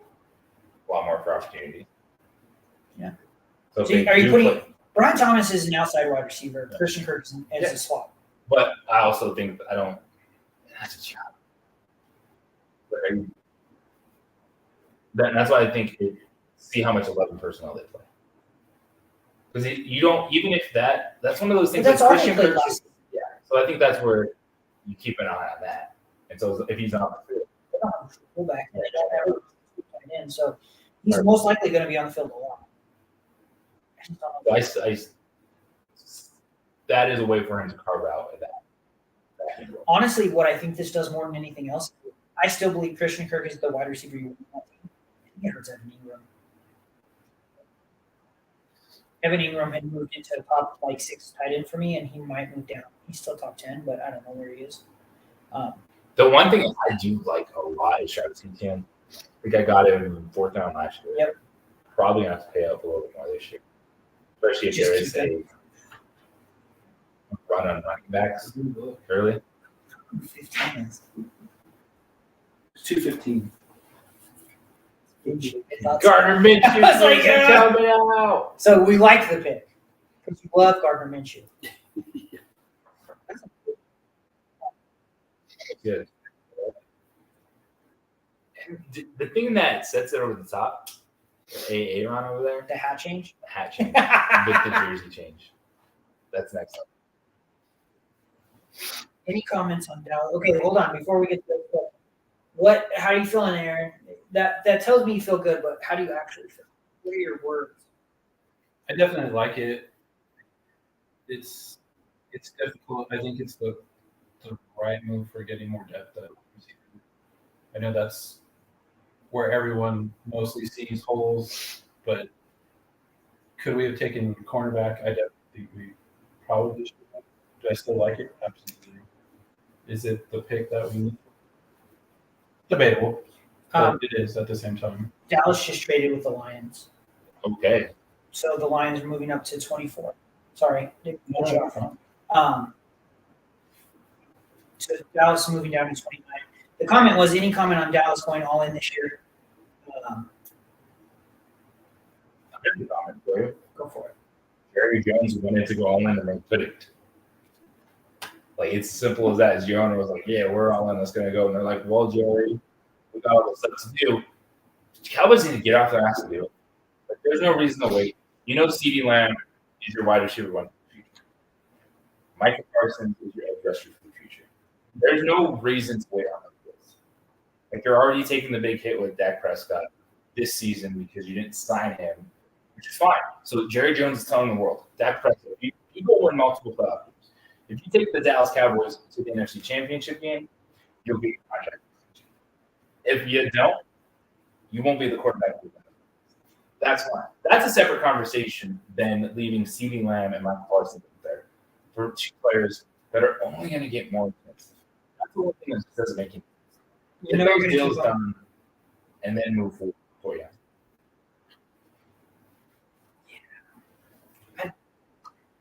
Because CeeDee Lamb's going to go out there and catch another 100 passes. Yeah. Have a ridiculous season. Dak Prescott is too good. I hate that.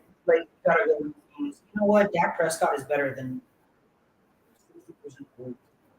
But it does come to a point where you can understand,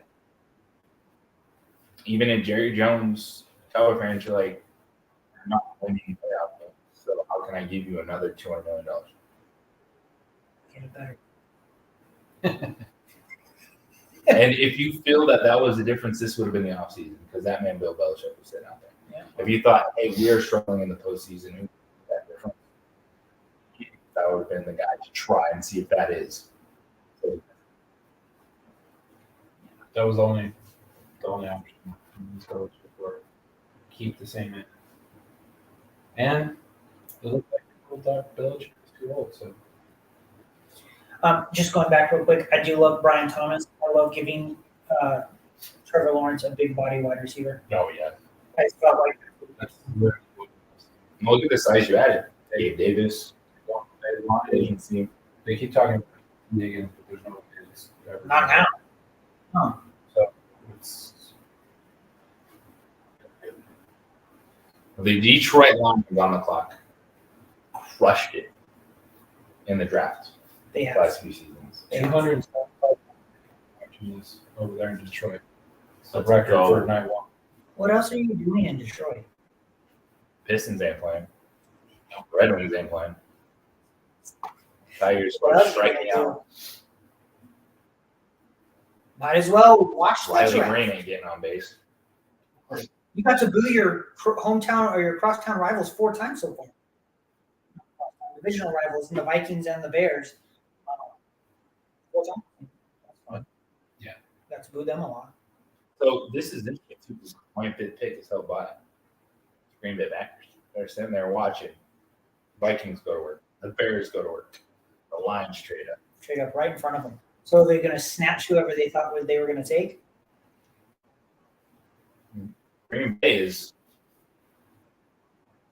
nice to about careers what they did in the skill position players. Yeah. There's still some good players on board. There is. Cooper That's how DeJean, we kept going on.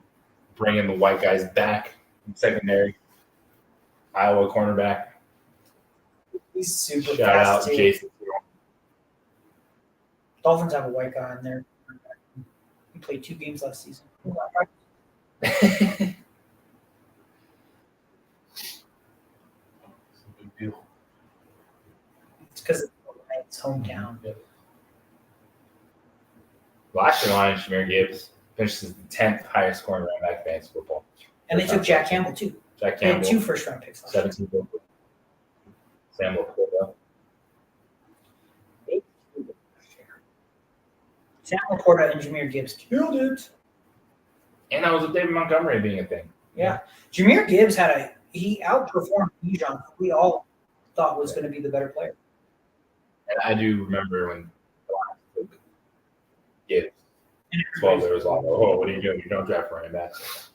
He only This saved is what- the this generation. You get elite running backs in the first round because contract, maybe not today. Yeah, after the 5th year, you go, okay, well, your Maybe not. knees are probably Maybe bad, so 4th you year. could just go. That's what you do. All right. Let's see this pick. With the 24th pick in the NFL draft, I do not want to read that name out loud. Right? Ellie. Oh, I almost said it. Woo! That would have been. Ron Arnold, Alabama. I think they.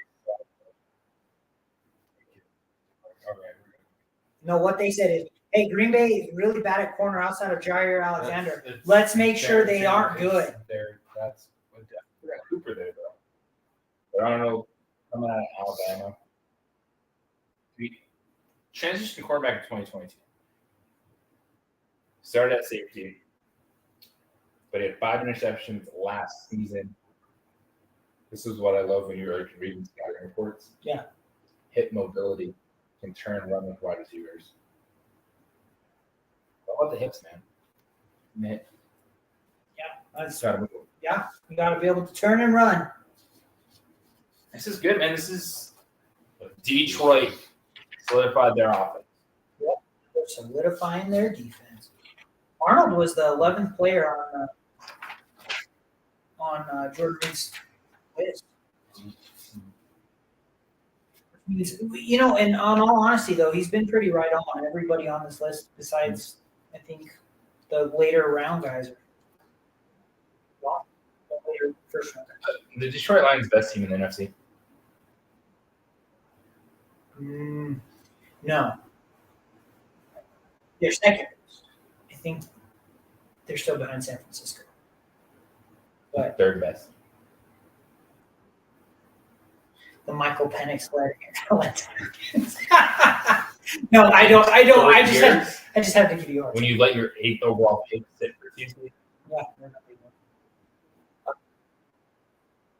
The third. That's a good question.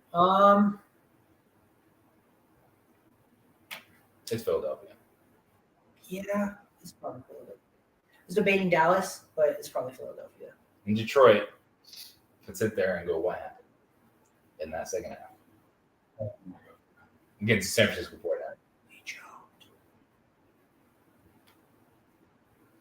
49ers. But there's a difference between a team that's been there before and a team that, Yes. and that's what we saw. Yeah.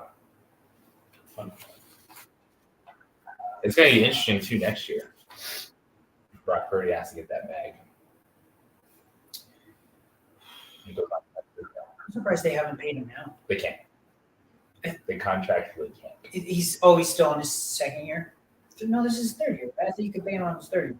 That's what Because your of fourth. where he was, it's a weird thing. It came up, they were talking about it a little bit ago. Because of where he was drafted, like they can't. He's like still not. That poor dude is not making enough money to live in San Francisco.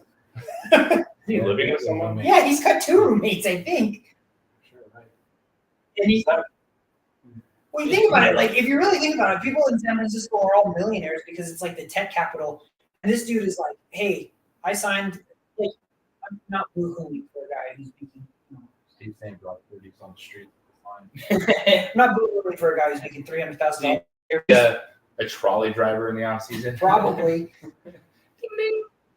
Well, hopefully the San Francisco like has stepped up and he's got not the team, but the city has given him a bunch of like on-her deals to like support stuff. Yeah, thank you. Brock Purdy. I'm Brock Purdy. I'm Brock Purdy. I'm here for the trolleys. I'm Brock Purdy. Do you like sourdough bread? I'm Brock Purdy. That's what I'm hoping for. I really hope because I'm like, yeah, that's what but he's gonna get paid. Brock, have you been to Alcatraz?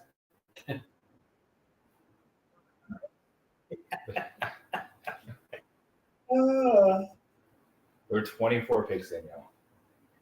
And we'll have 8 people going strong. Yes, One there. Sneaking around. that might include us. So it might be 7. But That's fine. who cares? It is what The people who are here are the Start. best. It's awesome. It's only going to get bigger and better. Yeah, eventually, we're gonna get a We've got this. fancier camera. Stuff up and running. Yeah, we're starting tomorrow. Yep. According to podcast. It's on. Unlock.com. Slow down a little bit, though. But And I think a lot of teams are seeing if they can trade out. I think that's where we're at now. It's, do you want to make a trade? This is where you start to see. I mean, we won't see it right now, but notoriously, this is where a lot of teams try to trade in from the early part of the round to try to get a player they like so they can get a 50 return. Yeah. Right? Lamar Jackson, a few years back with Baltimore, became a pick 32. That's what we're going to start seeing. He ran that route for that guy. Watching the highlights of Arnold He's going to the secondary for the Detroit Lions. And this is what you do, man. It's you find it city. Yep. And they have that with Penny Sewell, the offensive line.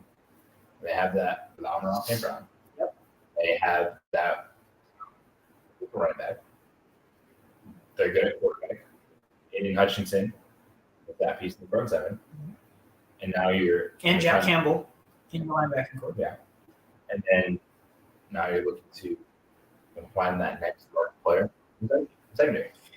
The thing with them is they've been drafting so solid. Like last year, I remember everybody saying that the draft was weak, and they were the Lions were reaching for picks. Jack Campbell was a second pick, and Junior Gibbs should have gone in the second round, blah, blah, blah. And they just said, well, it doesn't matter. We're taking the player that we see is the best fit for our team. And they've been right a lot. So kind of have to believe this is a good pick, too. Yeah. Now they just gave him the microphone to talk to the Detroit Lions crowd. Everyone's going home now. Yeah, they're like, all right, we made our big Draft is line. over in Detroit. Now the Green Bay Packers are on the board. The Packers are best. What they've done. The young wide receivers. Gina Reed. Yeah. Wicks. Christian Watson. Can ever stay healthy enough? Jordan Love was second in the NFL in touchdowns. Is that what I saw? Passing touchdown? 32 touchdown passes last year. Who was number one? Okay. Let's go offensive tackle. Jordan Morgan to the Green Bay Packers, just going along with the theme, man. Protecting the quarterbacks or to the quarterbacks. When you look at Green Bay, they've done a solid job, and this is one where Dak Prescott. not on your hill. Interesting. How many touchdowns? I didn't see it. It just said how he led the league. Yeah, this has been the league. I'm sorry to cut you off there, JJ. Yeah, it's protect the quarterback. But this is where we're getting, like you said, you're now no longer drafting best player available. You're drafting for need. Get more into the need situation. Morgan from Arizona, he's the guy that probably going to flip inside. 6'1", I think I'm 6'5", 311. Bucks got their picking quick. 26 overall on a board. What about the Buccaneers? Our fantasy perspective. Rasheed White was awesome last year, another player on the fantasy championship. Aaron Hernandez, along with Chris Godwin, Mike Evans, and Baker Mayfield got paid because he won a division. I think White is the biggest riser of that group. And kind of Godwin was settled into his new position of kind of wide receiver 2, wide receiver 3 territory. Pretty much. But does Mike Evans have another 1,000-yard receiver? 1,000-yard receiver. He's done it every year of his career. I would say so. It's like you can't really count him out until you. Yeah, Can't do it. I'm gonna say yes until it stops. So. Yeah, every time I've counted him out, Literally, I'm like, all right, this is probably it. No, he has a great season. I was like, yep, this is a year he doesn't score that many touchdowns, 10 touchdowns. Okay, this is a year he falls off on yours. Well, that's like Four why I touchdowns. All right, drafted Godwin going in the beginning of the season last year. Was a bit of uncertainty. So he still came in, killed it. So Yeah, Mike Evans is wide receiver. he's a man. He's low end wide receiver one, high end wide receiver two. I think Mike Evans is definitely no draft strategies. Maybe you want to grab a running back. Yeah, you get it, J.J. Garrett, you're You're probably the Mike Evans having to be your wide receiver one. Probably. Very kind of wide receiver. And Mike Evans, wide receiver two. you back him up. If you go Chase, St. Brown, Jefferson, or something like that. First round coming back. Mike Evans giving that. Right? So what we're saying is he's still top 24. Yes. I think so. I would say so. I can't. It's so hard to think off the top of my head here, but I'll brainstorm for next year. I think he is. He might be near that. He's closer to 20. Because of the wide receivers, I'm taking of guys who have been there. I'm taking my kids well ahead at this point. Say that and Allen, some of those older wide receivers. Yeah. I think I'm still taking Mike Evans even above like players we know can have potential though. Like maybe Well, like Jalen Waddle, those kind of guys. Like yeah, Devonta Smith. Waddle, Smith. Like those Smith. Those are guys who I consider Right. wide receiver twos, but I would like Mike Evans is the very bottom of my wide receiver one.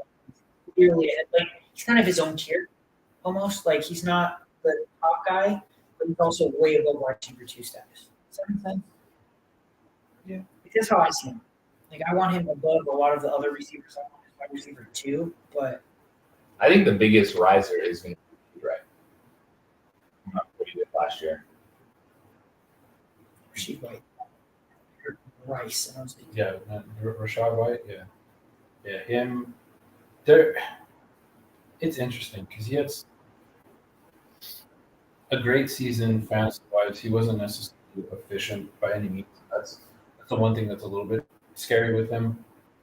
He wasn't efficient last year. He just had the volume. He should have it again, if I'm not mistaken. So there should be him. Bucks depth chart. I'm curious. Well, then there is a new offensive coordinator in Tampa Bay, because Dave Canales. So Dave Canales, that'll be head coach. Something. I don't know if that's good though. The reason he got a head coaching job is because how well he did. And what does that? Oh, what is that? change? Besides being Mike Evans being Yeah. just. I think Mike Evans is one of those guys. They gave him $41 million. So they rewarded him kind of at the back end. That's hey, you've been awesome, and we still think we're gonna get stuff out of you. Like, just a guy that until we watch him go, Father he's Time's not out. great, yeah. Like he is. How many quarterbacks has he been through Yeah. So here's and my produced? the only fear I run into, not with Mike Evans, but with that team as a whole, is Baker Mayfield, Pochettino. Great. Yes, one thing I will say is I still go back and Baker won a playoff game, and he's been back to the playoffs. Yes. And so, wow, Taking two franchises to the playoffs, and one of them being the Browns, Yeah, that one. and won a playoff game. and so I can see Baker Mayfield staying at that level. The consistency was Fair enough. it wasn't an FC championship game good, but it's Nobody expected him to do anything. So it's like where these he are the exceeded expectations, at least for me, in my opinion. these are the tough quarterback conversations to me. Is where guys helping you win, but you know that he's You're never going to win a Super Bowl with him. you know he's not the premium model. It's like, man, they got the heated seats, heated steering wheel. Like this one's good. It's got He's the my leather, 2008 yeah. Tacoma. It's still good. This is not great. Like that's Baker Mayfield. Like the dude's gonna help you win a division. He did in the playoffs. Oh, that's a great pick. Getting some help in front, center from Duke Graham Barton. I love that pick. I wanted that pick, so I Most successful position. drafted in the first round. Decades. He's 92% chance he's going to be on your team for You're gonna sign him to the second round. Tyler Lindenbaum. The last pick. That's the only one I can think And of. we've also seen just the shift from teams too. It used to be you never touched interior alignment. Right. Like it was tackles or get everything else. Now it's Yeah, like well- you need just get the best offensive lineman available. What was it? I remember the year that the Cowboys took their center, and everybody was like, "You can't take a center at the 24th overall pick. That's ridiculous." And now it's that makes sense. Now it's like, oh, you just need the best offensive lineman available. in football. Because Got some Yeah. the lacrosse player, You play lacrosse fast. and so that's where you look at the strategies play out in the tackles, the line, the interior players. I don't know. It's football, man. People get hurt, but Yeah. you saw a lot of teams last year struggling with offensive line. A lot of quarterbacks get hurt more than I can remember in years past. Joe Burrow went down. Aaron Rodgers went down. Dude, Justin Herbert got hurt. I will tell you Hurt. this stat. Okay. That's stat. I want to hear it. Stat of the day. As Arizona's picked in, and Roger Goodell's already walking out. JJ has a theme song and everything. We needed to record that. looks Probably had a couple of whiskeys. How many quarterbacks starting in the NFL? You guys know? Different starting quarterbacks? How many quarterbacks started in the NFL? I'm going to say, I'm guessing, I don't actually know. 44. But I was going to go in the 40s. So I was just going 60. Oh my God. And that's injury, poor performance. That's all that. insane. 60. That'll happen. They could edge Darius Robinson. Okay, so one of the first guys that got drafted a little deeper to figure out. So Arizona, Marvin Harrison Jr., fourth overall pick, who was not an immediate impact in fantasy football. Darius Robinson from Missouri, all SEC selection. First team SEC, you're doing pretty good. Yeah. They're a pretty good player at that point. Coming out of it. I don't know who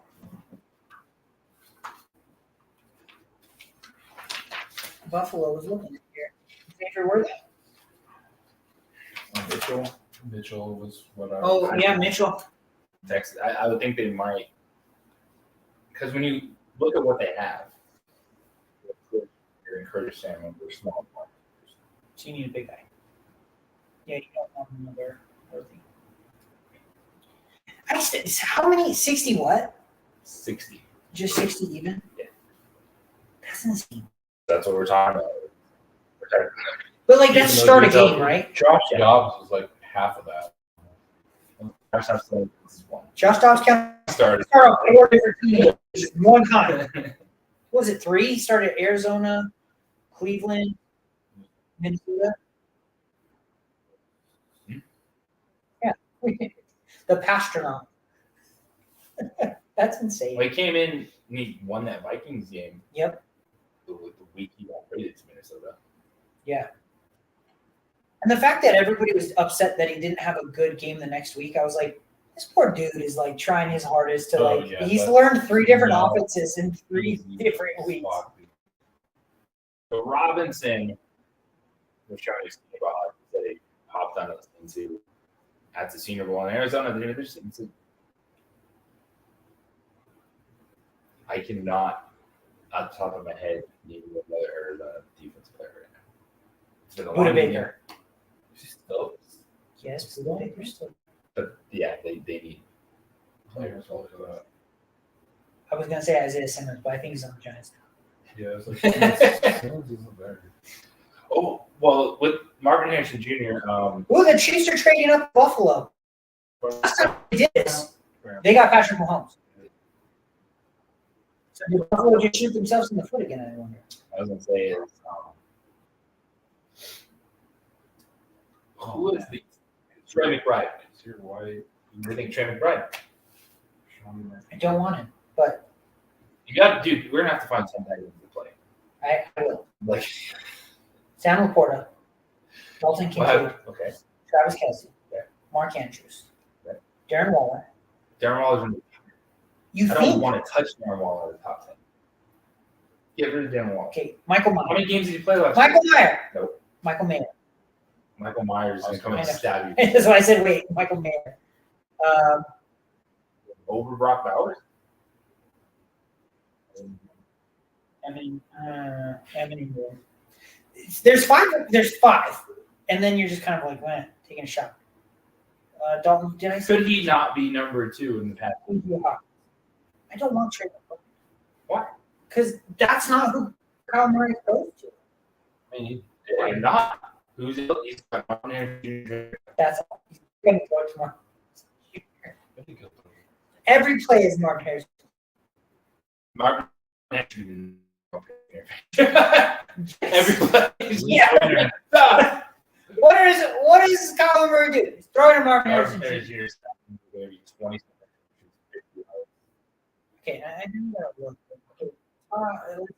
That was very immediate definitive. Like, no. I'm still not. I will not take it. Just to prove the point out. But let's see. Sam Laporta, Evan Ingram, Dalton Schultz, Kincaid. God bless you. Don't like these guys. Is this you? Are you going to have to reach on a tight end to make sure you get one of the top 5? Like, how big of a difference is that going to be in basketball? I don't know. Like, do you want to go out there and say, get yourself 3 legit wide receivers right away? Because there's going to be a lot of freaking well. Oh, it'll happen in everyone's draft. Someone's going to draft a tight end. David and Joe. And I'll it's listen just to going to go bananas. David Njoku with Sean Watson, who just barely started the football game. I don't care. Thank you. I don't need him. I'm It's just Joe bring in Flacco. Joe Flacco. Joe Flacco's not there. I know he's in Indianapolis. He's going to end up. Who's in Indianapolis? He's going to end up. But Anthony Brock Richardson's going to knock himself out again, and Joe Flacco will throw touchdowns. Why am I? Who had like 4 dudes on them? They brought in like Tyrod Taylor, Brian Thompson Robinson. See, now you're making me. I really have to. Okay, I'm going to pull up top 100 players just to see this. Or He's coming up live. okay, hold on. It's going to be a wide receiver. Xavier Worthy here would be interesting. Oh, where's my You know, they're so messing around with Kadarius Toney. Have any of y'all ever read about the dude on Instagram who does impressions, but it is like always Kadarius Toney's fault. Oh, It's like the greatest thing. It's like it have nothing to do when they play. Like Kadarius. I think I've seen. I one. forget the dude. Because I think He is hilarious. Like if Tony was active, the Chiefs would have won. Yes. That's why they JJ was all in on him. I'll forget that. You were. I You're like drafted he's him the last year. best. You're like yeah, he's gonna be the best, and then he just sucked. I've never had Okay. to play. Sorry, I'm trying to find. Okay. They have his Mark Andrews, Drew McBride. Think about it. Tight ends, George good stuff. Pickens, I'll tell you, I'm going Dalton Samuel. I'm Kincaid, going Samuel Porter. Evan Ingram, George Kittle, I think Dalton Kincaid's going to go 10 too. Samuel Porter, David Kincaid. Njoku, Where's Travis Kelce? Go Mark Andrews.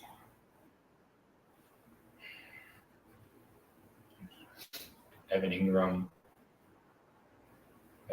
Kelsey would be like 6, dude. He's just not a regular season player. Where does Kyle Pitts move to? Well, once Michael Penix starts playing, he'll be at top 5. Once Michael 3 years. Penix starts playing, he will be at bottom 10. But Kirk Cousins, overall pick, Michael Penix. Patrick Mahomes only threw 27 I don't want Trey McBride. last season. It's like Remember. he's not. He's your It's number your two. philosophy, Steve. Top 2 pass catchers. Don't want Trey. I just don't want Trey. JJ. JJ's gonna win because I'm gonna be so stubborn. I'm Your screaming. logic, and you're going to lose to Trevor. Listen, None of us are going to take care of Brad. He's going to be 10-4 next year. so Someone will do that. my ranking would be What about it? Samuel Porta,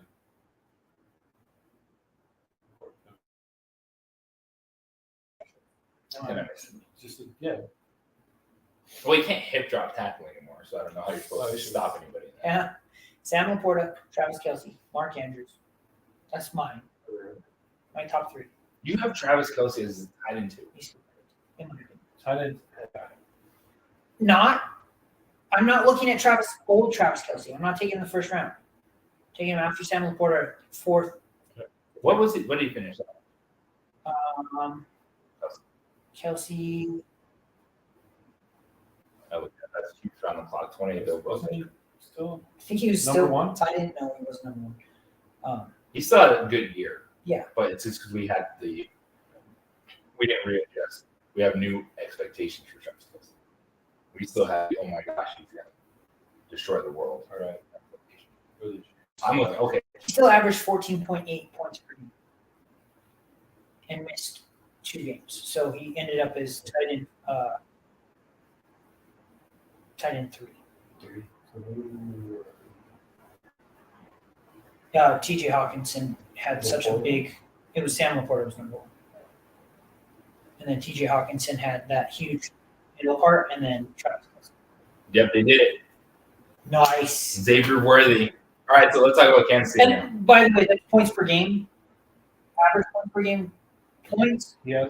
Travis Kelce's number 2, but points per game, taking into account injuries, Isaiah or T.J. Hawkinson was number 2.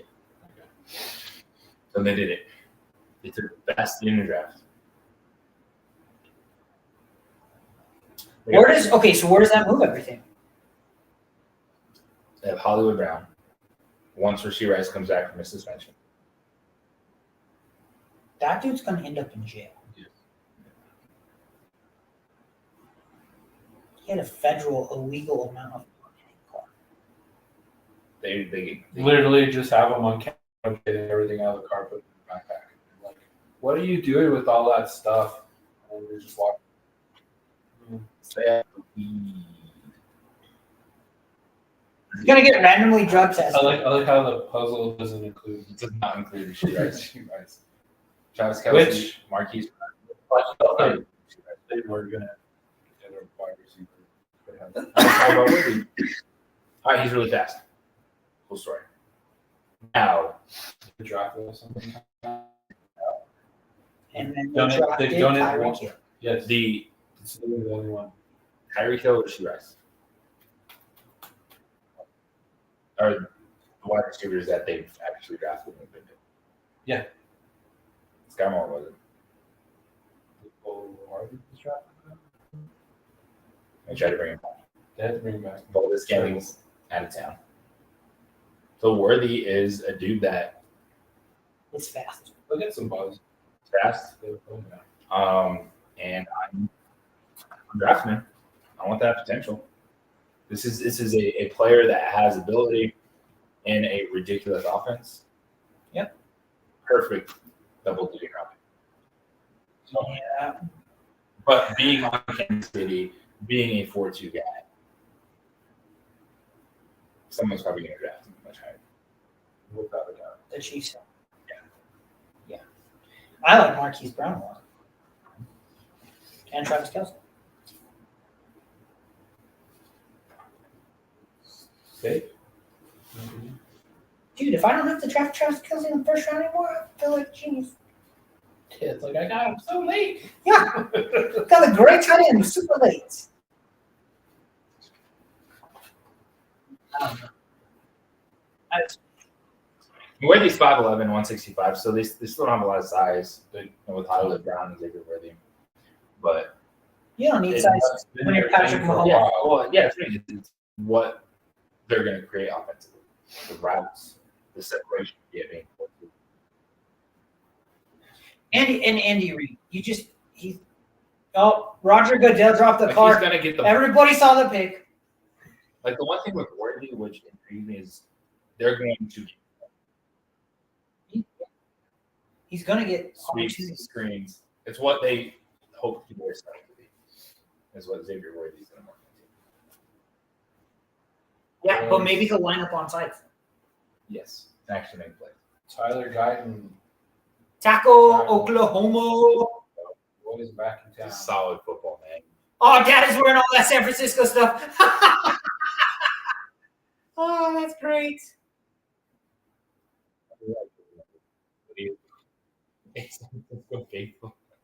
That's just great. I just love it because it's hilarious. Like he went to the he went to the Cowboys and he's wearing all that San Francisco stuff. There's been a lot of turnover on the Cowboys' offensive line, a position that they were really good at for a few years. Those guys just aged up. Tyron Smith left town. He went to the Jets. Jets, the Zach Martin era, all those things. Zach Martin's such a good pick. And now it's back-to-back years that the Dallas Cowboys are such an offensive line first round. Well, they're all in. Remember? All in on making that last. Well, I think it also goes, there's been so many years of, you see Jerry Jones and people saying that the Cowboys are not going to win until Jerry Jones leaves this or that. Like, they drafted well in the first round. They look like they just landed on. Okay, I get it. You either love or hate the Cowboys, but as a Dolphins fan who's dealt with misery for just 20 so it's almost been 25 years since the Dolphins won a It's playoff been game. 28 years since Dallas Cowboys been in this championship. Yeah, exactly. But they've been consistently good. Like sometimes I think we get so just tired of my team they just went 12-5 and we lost. I get If it. you don't win a championship, you suck. What do you not First, you laugh. Not everybody can be understand? I think you're jaded is what I understand exactly what it is. You know how many people would love to just be 12-5 and make the playoffs? And like, as a Dolphins team, Not when you're 12-5, and you lose in the playoffs, and Jordan watched- Love I'd rather comes be and lights your ass 12-5 up. than drafting A 40 burger. but you get to enjoy all that whole ride up until the playoff, right? And you have a chance. Ain't here to enjoy a break or win championships. Okay. Well, when I, as a Dolphins fan, and took for granted the Dolphins going to the playoffs every year because we had Dan Marino, and then for 24 years I watched my team perpetual misery. suck, just good enough to not get a top 10 pick, but just bad enough to not make the playoffs. I don't want to hear that. I would take them all day every day. And by the way, the white cornerback is not getting drafted in the first round. Gene, He should. well, Blaine McNish is going to go right here to Baltimore. Because it's their cool thing ever. No, it's because they just drafted Alabama on defense. It works for me. But the Cowboys trying to get more protection for Dak Prescott. That's an offense. It's CeeDee Lamb and are you going there, tight end? Space his name. Jake Ferguson. I like Jake Ferguson Ferguson. back on board for you because he should be there. Like more than Trey McBride. Who scored more? Trey McBride outscores Jake Ferguson. Put it on the board. Put it on you. I take Jake Ferguson. Yeah.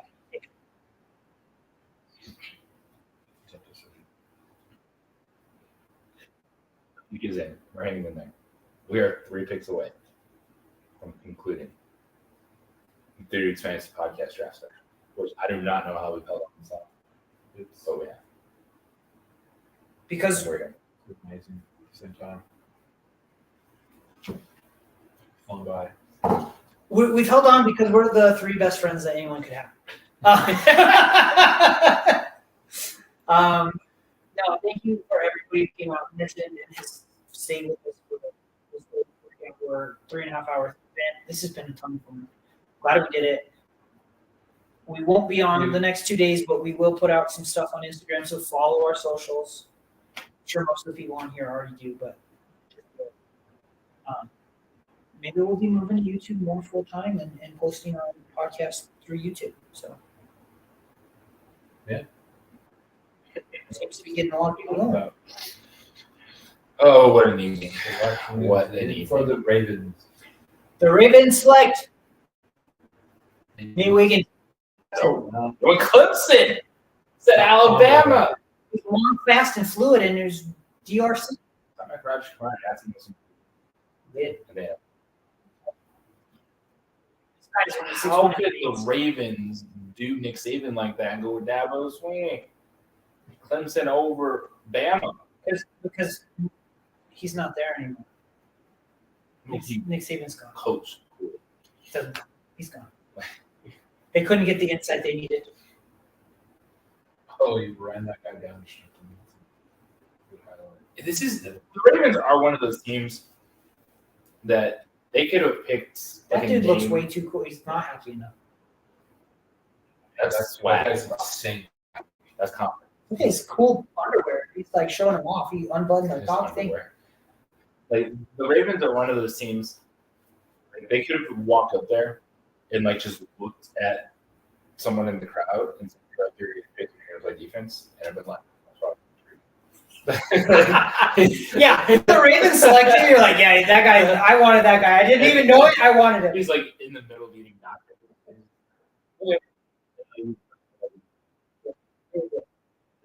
You know what? You're right. Every pick they have picked, I'm always like, man, that guy's really good. Like, can't even think of it. The system. Yeah. Yep. and they just add to it year after year. They're coached well. What do you think about I took a cornerback, Lamar Jackson, MVP season, Derrick Henry in town. Henry! Zay Flowers established himself as Zay Flowers is the man. yeah, he's he's going to get his. It's interesting to see where when you sit down and start ranking receivers where he's going to fall. That's good. I think the value they're going to get good value on Zay Flowers. I think Andrews, if you're still on, you might drop down a couple Somebody will pick him places too because early of just because his game. But then if I think people are going to talk about the injury history of him. you have And to. knowing that, I think like you take some of the load off on Andrews in the regular season, which would probably be a better football decision for the Baltimore Ravens. Honestly, getting rid of this is going to sound super stupid, but getting rid of Andrews and letting Isaiah Likely play seems like the smarter. If you can get value from Get his reps down. Yeah. Some in the season. It's viable. Like I'm big on Henry. Like I love Saquon Barkley. I love Derrick Henry. Am I going to be position draft? Guys, probably not with my strategy. But I think is that offense? Like look at how effective they were with Gus Edwards. Yeah. And that's Gus Bus. Gus Mhm. Bus. It was RB2 baby. Let's go. Now they have some hands. But then you found Keaton and didn't have that explosive. He got hurt. He's out. But like it's the threat of Lamar Jackson, true passer is that game. Good. Derrick Henry. Yeah. Will he lead the league in rushing? No. Oh, Will they lead the league in touchdowns? Yes. I would say But I do not think he would in rushing yards. who do you think is it? Still Christian McCaffrey? I think Christian McCaffrey leads the league in all-purpose yards, but not necessarily rushing yards. Rushing yards is probably going to be one of the younger guys. I do. It could be. I don't know if it'll be Brees Hall, but I could see Jahmyr Gibbs because he doesn't have to fight with David Montgomery. I could see. He's going to go playing time. I think he's kind of going to tell him. I could see Bijan into that new offense. Yeah, I don't. It's really not. I mean, I just don't think the older guys are going to get. They're going to get their playing time. I just don't think the yards that we from them in the past. Like we're going to start seeing those younger guys get yards. I'm not saying touchdowns. But Derrick Henry is still going to have 1,000 yards, but I think he'll lead the league in touchdowns.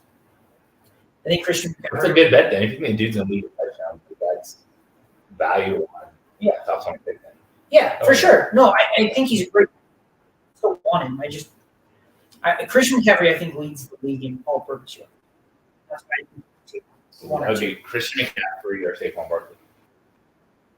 That's spicy because All-purpose yards. Christian McCaffrey.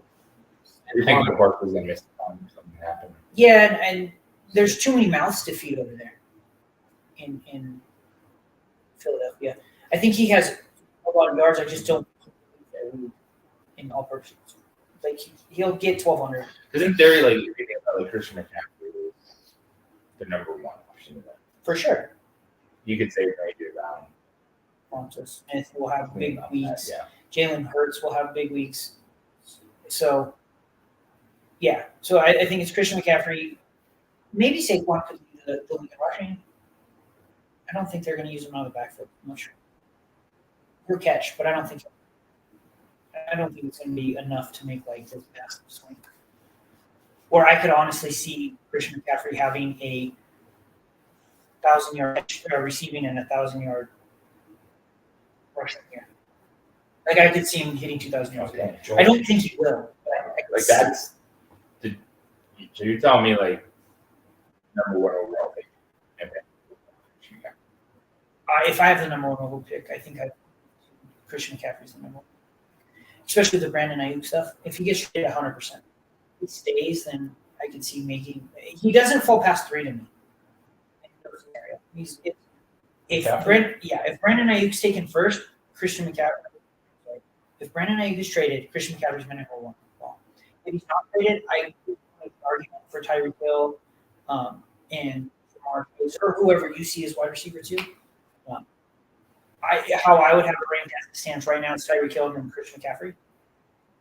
Brandon Ayuk traded is Christian McCaffrey then Tyreek Hill. Patrick Goodell was He's so tired. It's like 11:30 there. You could tell he's like, I don't want to do this. Walk out and drop the card. Yeah.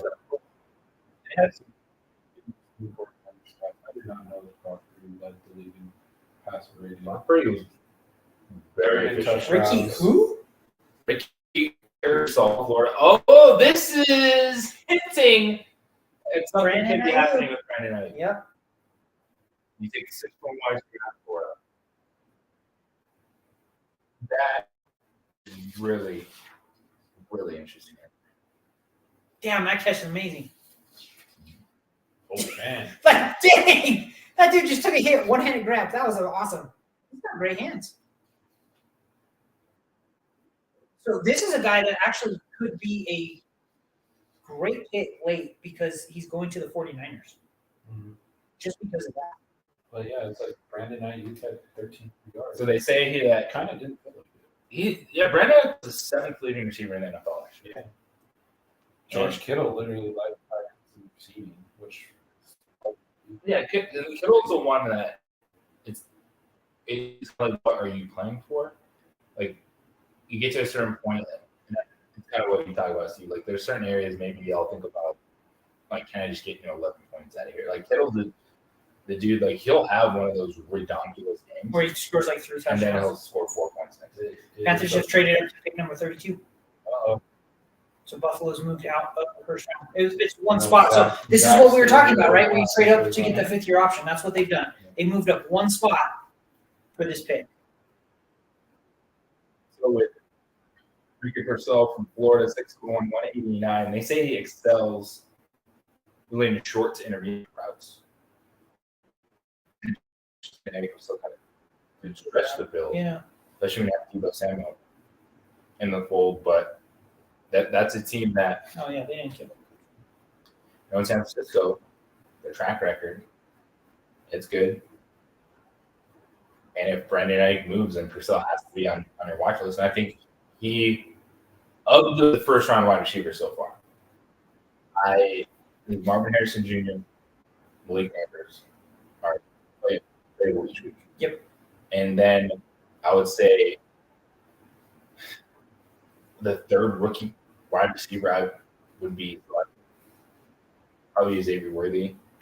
And then I think rookie first off would jump number 4 if Brandon Ayuk is traded. Honestly, yeah, I 100% agree. Yep. Roma Dunze, I like him. I but love not- him, not but in a he's year-to-year a basis. dynasty player, not so much a draft pick. Thomas, it's almost maybe in the 14th, 15th round type of deal. But I just kind of want to see what they do now. Yeah, they've added a lot of talent, and I don't know. Like, I think It's that's just too- good. So I think that's one, like, the Jaguars and look at them like, oh, that's a good offense. translates it for us. Fantasy overall. Like, ETN I'm in on. But we don't like the Parcells pick if If they still keep bad, Ayuk. then it's- I think it really helps Kittle be rid of Ayuk too. especially later on. Not anymore. And like I said though, that's where Christian McCaffrey moves into number 1 for me. Ayuk's gone. Christian McCaffrey's number 1. Do you think they use not just the routes out of the back, but we think he lines up a bit more potentially then? Like actually, No, I think their offense is designed for him to be coming out of the backfield as a check down or safety. And Brock Purdy uses him that way, and that's why I like him, especially in the PPR.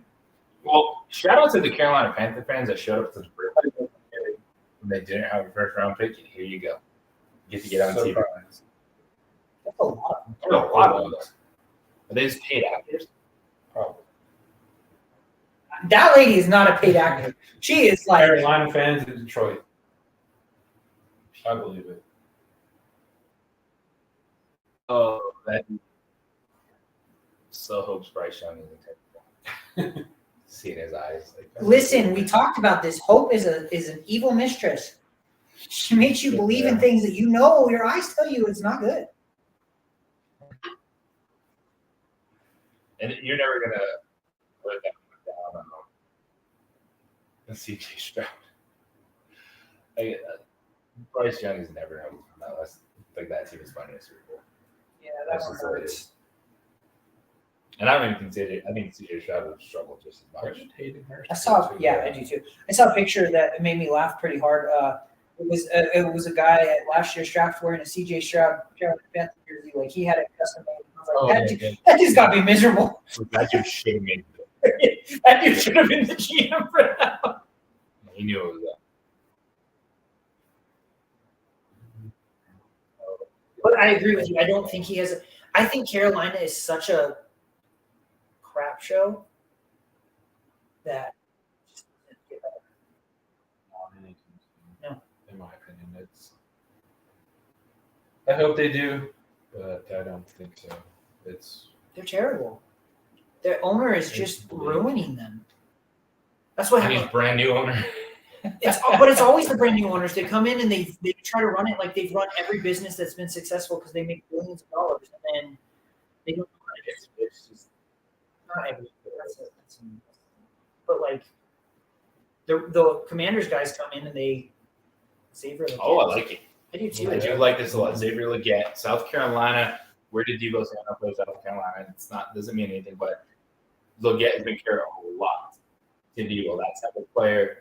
Get him touches, sweeps in the backfield, big body. And ran a 4.39. Runs a 4.3.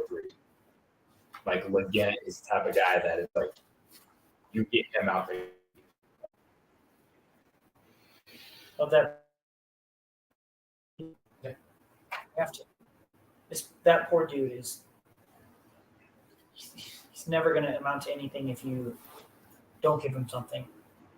That was a fun first round. So That was a lot of fun. 6 quarterbacks in the top Crazy. 12. It's crazy. We were able to talk a lot of situations Yep. from the first round of the draft. We did it. And thank you for anybody that tuned in.